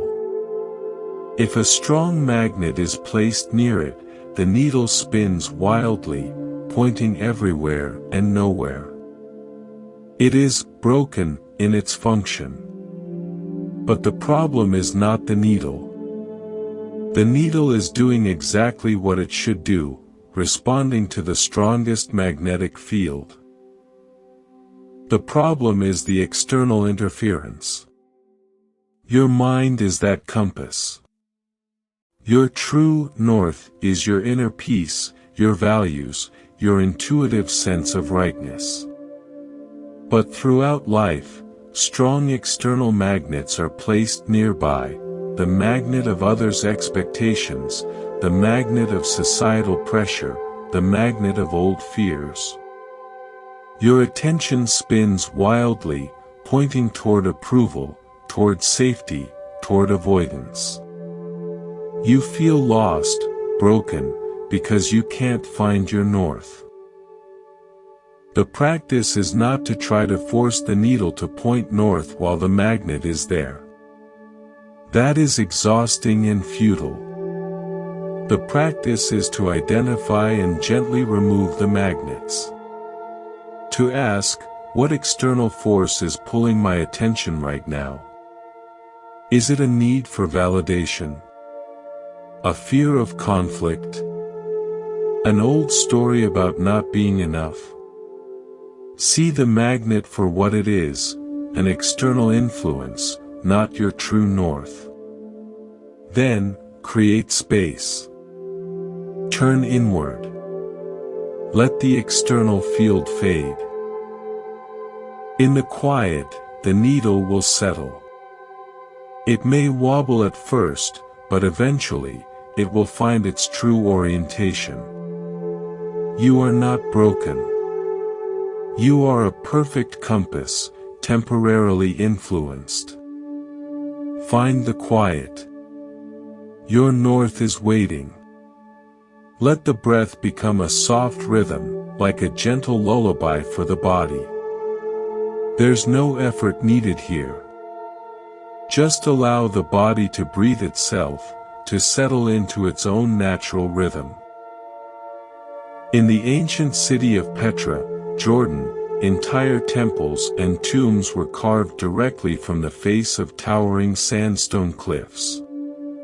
The stonecutters did not build up, they carved in. Their masterpiece, Al-Khazna, the treasury, was created by starting at the top of the cliff and sculpting downward, removing everything that was not the temple. They worked with the natural formations, following seams in the rock, revealing the form that was already latent within the stone. Your true self is not something you need to build from scratch, adding piece by piece of achievement, knowledge, or approval. It is already whole and complete within you, like the temple within the cliff. The work of awakening is not construction, it is subtraction. It is the gentle, patient removal of everything that is not you, the worries that are not yours, the expectations you didn't choose, the old stories that you've mistaken for your face. You are the stonecutter and the cliff.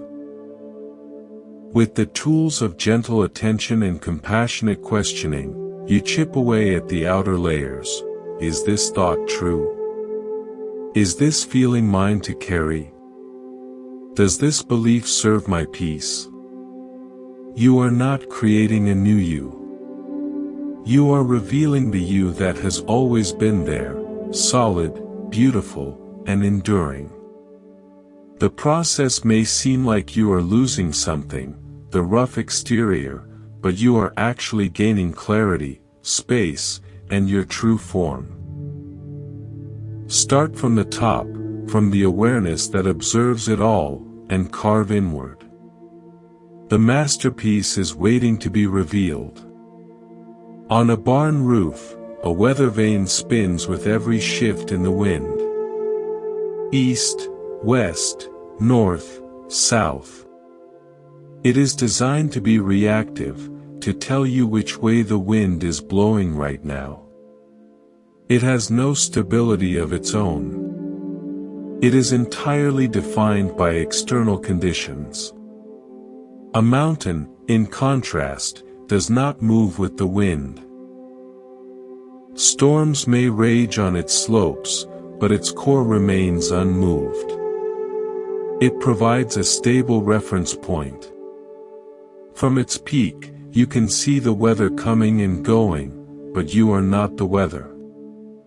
Much of our suffering comes from living as a weather vane. We let our inner state, our mood, our self-worth, our sense of peace, be determined by the prevailing winds of circumstance, a critical comment, a north wind of disapproval, a piece of good news, a south wind of validation.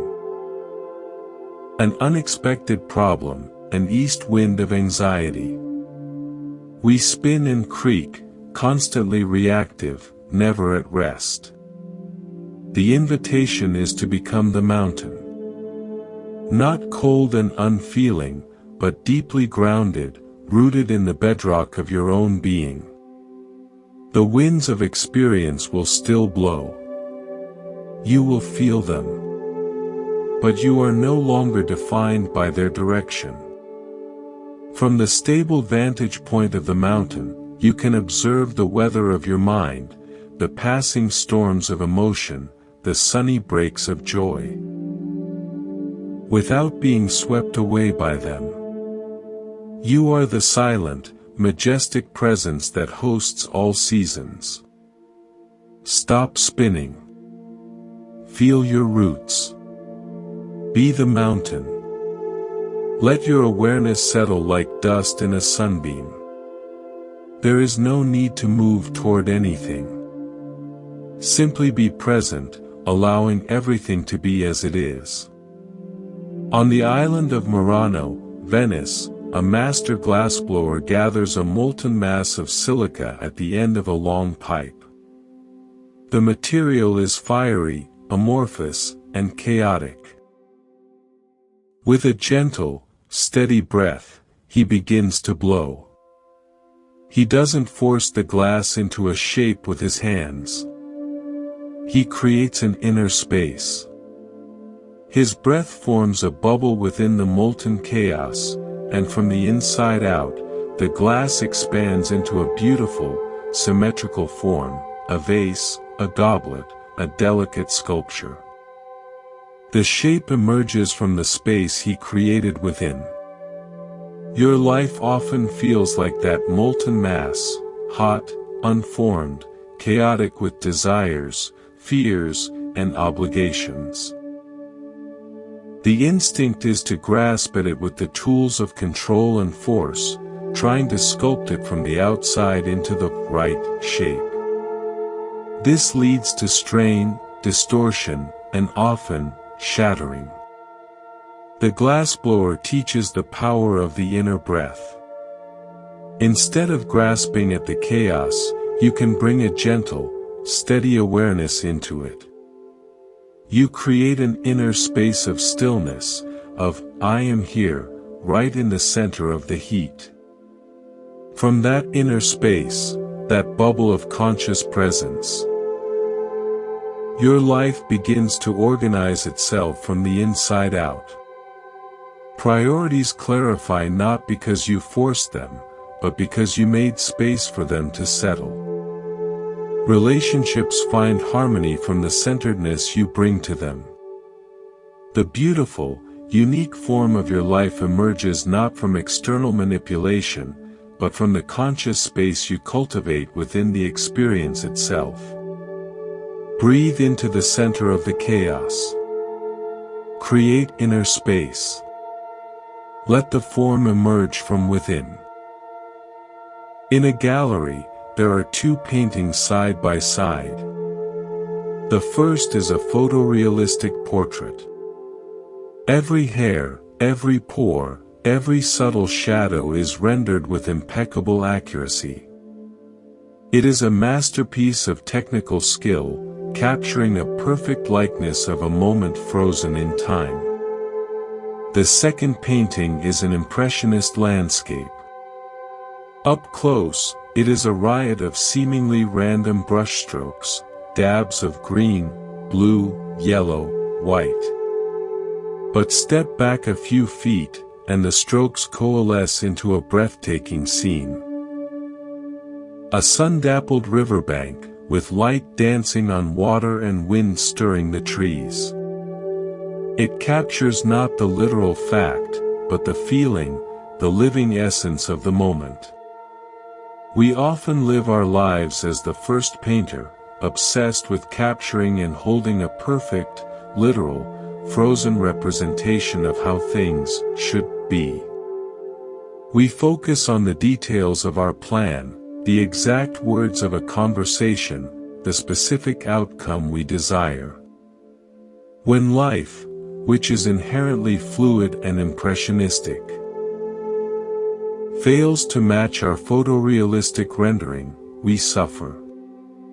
What if you switched to being the impressionist painter? What if you stopped trying to control every detail and instead learned to appreciate the beautiful, flowing interplay of light and shadow, joy and sorrow, connection and solitude that makes up the real masterpiece of a lived life? Up close, a single day might look like a messy stroke of frustration or a bright dab of surprise. But step back. View your life from the perspective of weeks, months, years, and those strokes blend into a profound, moving, and uniquely beautiful composition that no photorealistic plan could ever contain. Relax the need for literal perfection. Embrace the impressionistic truth. Step back and see the beauty of the whole. Bring your attention gently to the feet. Feel the contact with the floor, the weight, the solidity. From this grounded place, let the rest of the body feel supported and held. In the English Cotswolds, you will find miles of dry stone walls, built without any mortar or cement. The waller selects stones of various shapes and sizes and fits them together so perfectly that their own weight and clever placement hold the entire structure together. The wall flexes with frost heaves and ground shifts. It allows the wind to pass through its gaps. It is a living part of the landscape, not a rigid barrier imposed upon it.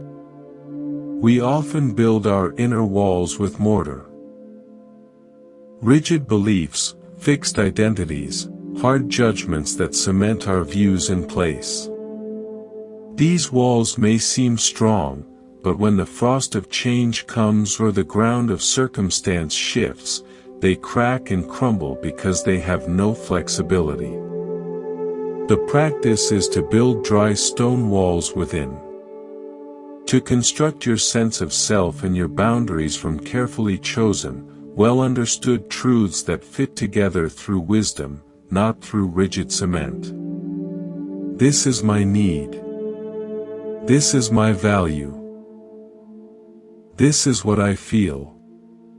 These stones of honest self-knowledge, when placed with care, create a structure that is strong yet permeable. It has gaps that let the winds of others' emotions pass through without knocking it over. It can flex with change without collapsing. It becomes a harmonious part of the landscape of your life, not a fortress against it. Examine your inner walls.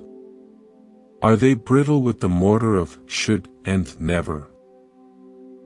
Can you gently dismantle them and rebuild with the dry stone of flexible, present-moment understanding? Build something that can last through all seasons. You stand at the rim of a vast canyon and shout. A moment later, your own voice returns to you, changed by its journey, softer, fuller, surrounded by the silence of the space. The canyon does not create the shout. It receives it, holds it for a moment, and gives it back transformed. The echo is not the canyon's voice. It is yours, reflected. The people in your life, and the events that happen to you, are like that canyon. You shout your energy, your expectations, your fears, your love into the space of relationship and circumstance. And what comes back, a reaction, a result, a feeling, is an echo. It is your energy, reflected and transformed by the unique contours of the other person or the situation. We make a critical mistake. We believe the echo is a separate voice. We think the other person's anger created our hurt, that the situation's difficulty created our stress. But the canyon does not create sound, it reveals the quality of the sound you sent. A harsh shout returns as a harsh echo. A gentle call returns softened. This is not to blame you for what returns, but to empower you with understanding. If you don't like the echo, you have the power to change the shout. Send patience, and patience will shape the returning sound. Send compassion, and compassion will color the reflection. The world is a vast, responsive canyon. It gives back what you give, shaped by its own mysterious laws. You are the source of the original call. Choose its tone with care. Allow a gentle smile to form, not on the lips necessarily, but within the mind. A smile of recognition. Of coming home to these simple, profound truths. In Taoist philosophy, there is the concept of pu, the uncarved block. It is the original state of the wood before the carpenter shapes it into a specific tool, a bowl, a table, a statue. In its uncarved state, it holds infinite potential. It could become anything. The moment it is carved into a bowl, it is a bowl, and it is no longer a table, or a flute, or anything else. Its potential is narrowed into a single function. We spend our lives carving ourselves into specific shapes. I am a lawyer. I am a caregiver. I am a success. I am a failure. We take the chisel of identity and define ourselves, often according to the expectations of others or the demands of a role. And then we feel trapped by the shape we've created. We forget the uncarved block we once were, and still are, at our core. The practice is to touch the uncarved block within. Beneath all the stories, the titles, the achievements, the wounds, there is the raw, pure potential of simple being. It is not defined. It is not good or bad, successful or failing. It just is. It is the awareness that precedes all thought, the presence that exists before all doing. When you feel confined by your own self-definition, remember the uncarved block. You are not merely the carved statue. You are also the original wood, with its grain and its latent possibilities. You can honor the useful shapes you've taken in the world while simultaneously resting in the freedom of your essential, uncarved nature. You are both the specific tool and the infinite potential. Don't mistake the carving for the substance. The substance is the block itself, vast, silent, and free. In the ancient Medina of Fez, Morocco, a potter works at a kickwheel that has been spinning for centuries. His foot maintains a steady, rhythmic pace. He places a lump of clay at the center. The key is centering. If the clay is not perfectly centered on the wheel, it will wobble, shake, and eventually collapse as he tries to shape it. He applies gentle, consistent pressure with wet hands, coaxing the clay into alignment with the still point at the heart of the spin. Only when it is centered does the beautiful form begin to rise. Your life is that spinning wheel, constantly in motion with responsibilities, thoughts, and sensations. The lump of clay is your experience in any given moment, a feeling, a task, a relationship. The instinct is to start shaping it immediately, to force it into the form you want. But if the experience is not centered in awareness, your efforts will only create wobbling, shaking, and eventual collapse into stress or confusion. The practice is to become the potter.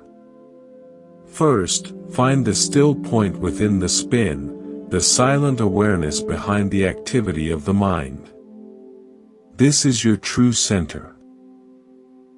Then, bring the clay of your current experience, anxiety about a meeting, joy from a memory, fatigue in the body, and place it gently in that center. Don't shape it yet. Just apply the gentle, consistent pressure of your attention until it stops wobbling. Until the anxiety is just a sensation centered in the body. Until the joy is just a warmth centered in the heart. Until the fatigue is just a weight centered in presence. From that place of centered stillness, the right form, the right response, the right understanding, will naturally begin to rise. All creativity, all wise action, comes from this place of perfect centering. Before you shape your day, center your clay. Let us rest here for a moment, in the quiet awareness that holds all these stories, all these sensations. You are the silent screen upon which the movie of the mind plays. You are the open sky behind the passing clouds. In Bolivia, there is the Salar de Uyuni, the world's largest salt flat. For most of the year, it is a vast, cracked, white expanse under a giant sky. But during the rainy season, a thin layer of water covers it. When this happens, the entire surface becomes a perfect mirror. The sky and the earth become indistinguishable. Clouds float below your feet. The horizon vanishes. You are standing in the center of an infinite sphere of blue and white. Your mind, in its ordinary state, is like the dry salt flat, solid, defined, with clear boundaries between things, me and you, past and future, problem and solution. It is a landscape of separation. Meditation, mindfulness, and deep presence are the gentle rain. They create a thin layer of reflective awareness over the solid surface of your identity. In that reflective state, boundaries soften. The thinker and the thought begin to merge. The feeler and the feeling start to reflect one another. You are not a solid self looking at a separate world. You are the aware space in which the entire world, internal and external, arises and is reflected. There is no inside or outside. There is just this luminous, boundless reflection. You don't have to create this mirror. You only have to allow the rain of non-judgmental attention to fall on the dry ground of your busy mind. In that stillness, reflection happens naturally. For a moment, you see that you are not the crack in the salt, or the cloud in the sky. You are the entire, mirror-like capacity that holds it all in perfect, seamless unity. Along the old canals of England, there are lock keepers. A boat arrives needing to move from a lower water level to a higher one. The lock keeper doesn't lift the boat. He closes the gates behind it, then slowly, carefully, opens the sluices to let water from the higher level flow into the lock chamber. The boat rises gently, effortlessly, lifted by the water itself. When the levels are equal, he opens the forward gates, and the boat sails on. His job is to manage the gates and the flow, not to provide the force. When you face a challenge, a difficult emotion, a daunting task, a period of transition, you often try to be the engine, straining to lift yourself through sheer willpower. This is exhausting and often ineffective. What if you became the lock keeper instead? Your awareness is the lock chamber. Your willingness to be present is the closed gate that contains the situation. Instead of fighting, you simply open the sluice gates of your attention, allowing the natural, intelligent force of life, which is far greater than your personal will, to flow in. You don't have to generate the lifting power. You only have to create the contained space and allow the higher energy of grace, insight, or innate resilience to fill it. In its own time, you will be lifted to a new level of understanding or capacity.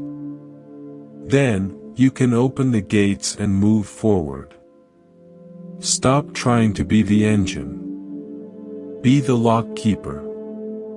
Create the space, manage the gates of your resistance, and let the natural flow of life do the heavy lifting. Feel the gentle rise and fall of the chest, the subtle movement of life within. You are not doing this breathing. It is being done for you, by life itself. Can you surrender to that?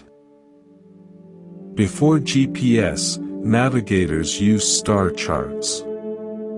They did not try to control the stars or tell them where to be.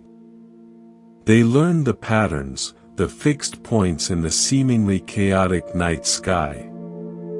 By knowing just a few constant stars, they could determine their position in the vast, trackless ocean and plot a course home. Your emotions, thoughts, and external events are like the shifting night sky, constantly changing, often seeming chaotic. Trying to control them is like trying to command the stars. It is futile and leads to despair. But within you are fixed stars, core truths that do not change. These are not beliefs or opinions, but experiential truths. Awareness is. Presence is. The capacity to feel is. The heart's knowing is. These are your Polaris, your Southern Cross. When you feel lost in the stormy seas of circumstance, you don't need to calm the whole ocean. You only need to look up, find one of these inner fixed stars, and take your bearing from it. Ask yourself, right now, can I be aware? Yes. That is a fixed star. Can I feel the sensation of breath? Yes. That is a fixed star. From that one point of certainty, your entire inner position becomes clear. You are not the storm, you are the navigator who knows how to find the stars. Plot your course from what is unchanging within you, not from the shifting weather around you. We have sat by the mountain lake and weathered the storm. We have been the librarian of our own heart. We have adjusted the inner clock and walked old forest paths. We have admired the golden seams of our kintsugi selves and paused at the weaver's loom. We have tended the desert well and landed the frantic bird. We have kept the lighthouse and watched the maple leaves fall. We have become the fertile delta and yielded like the cypress. We have appreciated the antique mirror and checked our inner corbels. We have listened to the unfinished symphony and walked with the night watchman. We have poured tea like a master and stood firm as the old stone bridge. We have moved at a glacial pace and unlatched the garden gate. We have been the ferryman and sat in the pine sanatorium. We have mapped dragons and felt the loom's warp. We have heard the bell's silence and touched the uncarved block. We have breathed like the glassblower and painted like an impressionist. We have built dry stone walls and listened to our echo. We have centered the clay and seen ourselves in the salt flat mirror. We have kept the lock and navigated by fixed stars. Every story, every image, leads to one simple, profound gesture, the open hand. The clenched fist is the mind that grasps, at pleasure, at identity, at control, at the past, at the future. It holds on until its knuckles are white and its arm aches with fatigue. It believes that by clutching, it owns, it secures, it protects. But in its clutching, it cannot receive. It cannot feel the breeze. It cannot touch gently. It is frozen in the effort of holding. The open hand is the essence of all we've explored. It is the gesture of allowing, of releasing, of receiving, of touching without possessing. It knows it does not own the river of life. It can cup the water to drink, it can feel the current flow through its fingers, it can point to the moon, it can rest softly on a loved one's shoulder. And when the moment passes, the hand opens fully, letting go, ready to meet the next moment fresh, without the residue of the last. This is the heart of it all. Accept what comes. Release what goes, ***, not as a philosophy to think about, but as a posture to live from. A posture of the heart, of the mind, of the body. The open hand of your being. Let's return to a simple place. The feeling of the body at rest. The sound of your own breath. The space between thoughts. In this quiet, we have room for a few more glimpses, a few more reflections. In the blue city of Jodhpur, India, there are dyers who work with vast, open vats of indigo. A length of white cloth is submerged into the deep, inky liquid. It is left to soak, not for a moment, but for a long, patient time. When it is lifted, it is not blue. It is a pale, disappointing green. Only when exposed to the air does the oxidation begin. A magical transformation where the green deepens, shifts, and becomes the vibrant, lasting blue for which the city is famous. The true color requires both the deep soak and the exposure to air. Our moments of insight, our periods of deep feeling, are like the immersion in the dye vat. We soak in an experience, a loss, a love, a profound quiet. In the moment, it may not look like transformation. It may look dark, murky, even ugly. We want to pull ourselves out immediately, to avoid the discomfort of the soak. But wisdom is the dyer's patience. It knows the true color, the depth of understanding, the resilience of compassion, only develops through the full soak and the subsequent exposure to the air of daily life. You must let the experience penetrate you completely.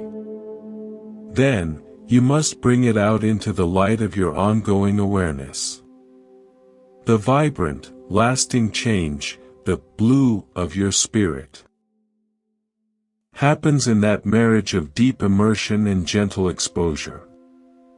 Don't rush the process. The dye needs time. The air will do its work. Your true colors are being set. In a sunlit garden, a sundial tells time. It has no moving parts, no internal mechanism. Its entire function depends on two things: the unchanging position of its gnomon, the part that casts the shadow, and the ever-moving light of the sun. It does not chase the sun. It does not try to store the light. It simply stands in correct alignment, and as the sun journeys across the sky, the shadow moves, accurately marking the passage of the hours. Your inner peace is like that sundial. You have a stable, unchanging center, your aware presence, your gnomon. The changing conditions of your life, joys, sorrows, challenges, delights, are the moving sun. Suffering arises when you try to chase the sun, cling to pleasure, hide from it, avoid pain, or capture its light, hold on to moments. The sundial does none of this. It remains grounded, allowing the light to fall upon it as it will. In that allowing, it performs its perfect function, it reflects the truth of the present moment. Align yourself with your own stable center. Then, let the light of experience fall where it may. You don't need to control it. Your purpose is not to be the sun, but to stand true, and in that standing, to accurately reflect the graceful, passing truth of now. Now, bring your attention to the space around the body. Feel the air on the skin, the subtle boundary where you end and the world begins. Let that boundary soften. There is no solid line, only a gentle exchange of energy. In a quiet monastery in Transylvania, there is a stone wall that has stood for 800 years. High up in that wall, for generations unknown, a colony of bees has made its hive in a crevice. The monks do not harvest the honey aggressively. They take only what little they need, with gratitude, and always in the late summer when the hive is bursting with plenty. They understand they are not owners of the hive, but its stewards. The bees are not a resource to be managed, but wild neighbors in a mutual, silent relationship. The wall provides shelter, the bees provide honey and the gentle hum of life, the monks provide respect and a safe space. Your inner world is that ancient wall. Your thoughts, feelings, and creative impulses are the wild bees. We often treat our inner life as a factory to be optimized, demanding constant productivity, happy thoughts, clear ideas, smoking out unpleasant emotions, greedily harvesting insights. This industrial approach frightens the wildness within and leads to a sterile inner landscape. What if you became the monastic steward? Offering the safe shelter of your non-judgmental awareness to all that arises within you. The buzzing anxiety, the sweet joy, the sometimes chaotic swarm of thought. You don't need to aggressively manage or exploit every mental event. You can observe with respect, take only the wisdom you genuinely need in the moment, and allow the natural, wild hum of your being to continue its essential work. Some bees, thoughts, will come. Some will go. The hive, your consciousness, is alive, self-regulating, and inherently wise. Your job is not to be the beekeeper, but the guardian of the sacred wall. In Japan, there is an aesthetic principle called wabi-sabi. It finds beauty in imperfection, impermanence, and incompleteness. A wabi-sabi garden might feature moss-covered stones, a slightly uneven clay bowl holding rainwater, a lone, gnarled tree rather than a perfect grove. It honors the cracks, the weathering, the asymmetry, not as flaws, but as evidence of a life lived authentically in the flow of nature. We are taught to seek a life of kanso, simplicity, clarity, perfection. We want a tidy garden, a flawless plan, an unchanging state of happiness. When our lives show moss, slowness, cracks, failures, asymmetry, unexpected turns, we see it as evidence that something has gone wrong. But what if your life is a wabi-sabi garden? The moss of quiet periods is not laziness, it's a softening patina of rest. The crack from a heartbreak is not a ruin. It's a unique fissure that holds the light of compassion in a new way. The gnarled, asymmetrical shape of your path is not a mistake, it's the beautiful evidence of your unique journey through the elements of time and experience. Stop trying to pressure wash the moss, fill the cracks with synthetic filler, or straighten the gnarled branch. Tend your wabi-sabi garden with appreciation. Water the moss. Admire how the light catches the crack. Sit in the shade of the unique tree that is your life. This is not a second-rate beauty. It is the deepest, most authentic beauty there is, the beauty of something real, weathered, alive, and wholly its own.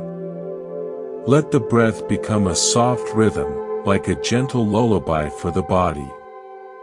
There's no effort needed here. Just allow the body to breathe itself, to settle into its own natural rhythm. In ancient times, across the highlands of Scotland, communities would use signal fires on hilltops to communicate. One lit fire would be seen from miles away, and the next hilltop would light its own, passing the message along through the darkness. The fire did not contain the message in its flames. The message was the fact of the fire itself, a pre-agreed sign of warning or assurance. The keeper of the fire had one job: to keep the wood dry, the site clear, and to light it faithfully when the signal from the previous hill was seen. Your role in the world is often that of a signal fire. You cannot control the messages that life asks you to pass on.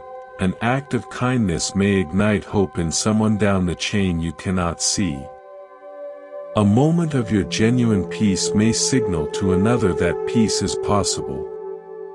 A boundary you set may be a warning light that helps others navigate their own path. You do not need to manufacture the message or control how it is received. Your duty is simply to tend your own fuel, your integrity, your practice, and keep your sight clear, your awareness. When life presents a moment that calls for a response, a call for compassion, a need for truth, an opportunity for stillness, you light your fire faithfully. That is all. You are one point in a vast, interconnected network of light. Your one, clear, honest flame is enough. It will be seen. It will matter. Keep your wood dry. Light your fire when the moment calls.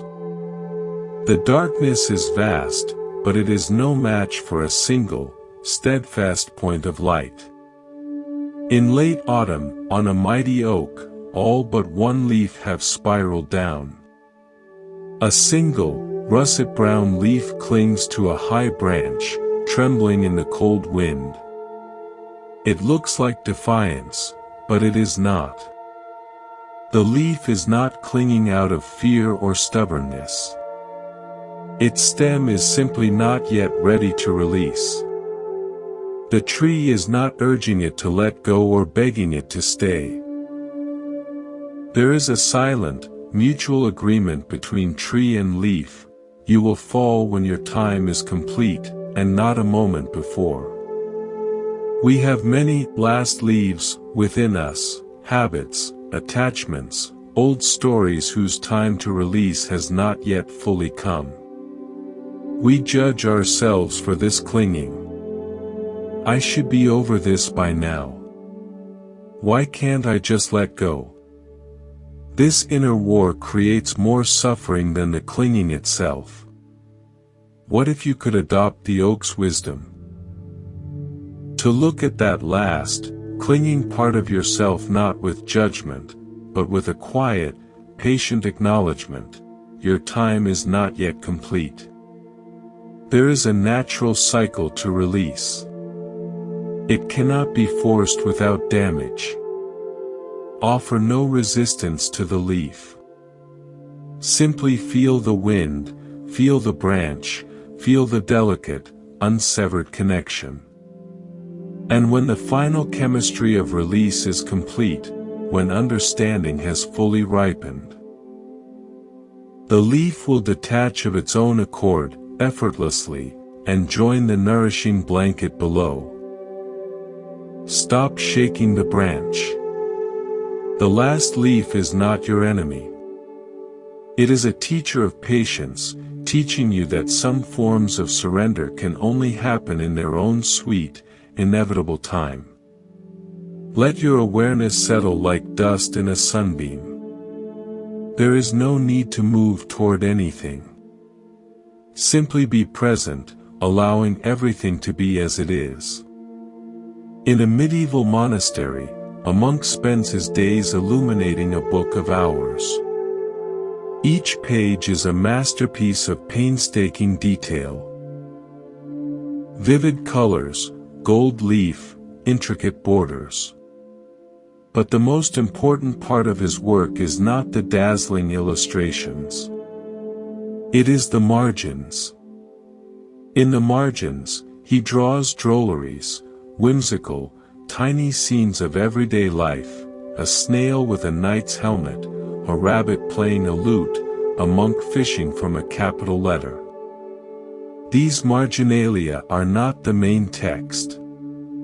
They are playful, unexpected, and deeply human. They remind anyone who reads the sacred text not to take themselves, or even the holiness, with utter, crushing seriousness. Your life has a main text, your responsibilities, your roles, your serious pursuits. But the margin is where the soul breathes. It is the space for the playful thought, the silly daydream, the unproductive walk, the quiet moment of simply watching light on a wall. We often live as if the margin is a waste of precious parchment, and we cram every inch with more text, more duty, more weighty meaning. But the illuminated life requires white space. It requires the drollery, the part of you that is not useful, not profound, not aiming for anything. It is in the margin that lightness enters, that creativity sparks, that the sacred text of your life becomes not a burden, but a thing of beauty. Tonight, can you widen your margin? Can you allow a little whimsy, a little emptiness, a little unseriousness into the edges of your awareness? The main text will still be there. But it will be held in a space of grace, decorated with the gold leaf of your own inherent playfulness. An old Cherokee tale speaks of a grandfather teaching his grandson about life. "A fight is going on inside me," he says. "It is a terrible fight between two wolves. One is evil. He is anger, envy, sorrow, regret, greed, arrogance, self-pity, guilt, resentment, inferiority, lies, false pride, superiority, and ego. The other is good, he is joy, peace, love, hope, serenity, humility, kindness, benevolence, empathy, generosity, truth, compassion, and faith." The grandson thinks for a moment and asks, which wolf will win? The grandfather simply replies, "The one you feed." We often hear this story as a call to battle, to starve the bad wolf and stuff the good wolf. But this creates an inner civil war, a constant state of vigilance and judgment. There is another, deeper way to hear it. The wolves are not enemies. They are both part of the pack of your humanity. The evil wolf is not evil, it is the voice of woundedness, of fear, of the parts of you that learn to survive in difficult terrain. It howls with pain, not malice. The good wolf is the voice of your wholeness, your connectedness, your essential nature. The question is not which to fight, but how to be the pack leader. A wise pack leader does not attack one wolf and favor the other. He listens to both. He hears the fear in the first wolf's howl and offers reassurance. He encourages the strength and joy of the second. He integrates the pack. You are the pack leader. You feed the first wolf not with your hatred, but with your understanding. You feed the second not with moral superiority, but with your attention and practice. In your compassionate leadership, the wolves stop fighting. They learn to run together. The pack becomes whole. And so we come to the final moments of our shared journey. Let us gather all these images.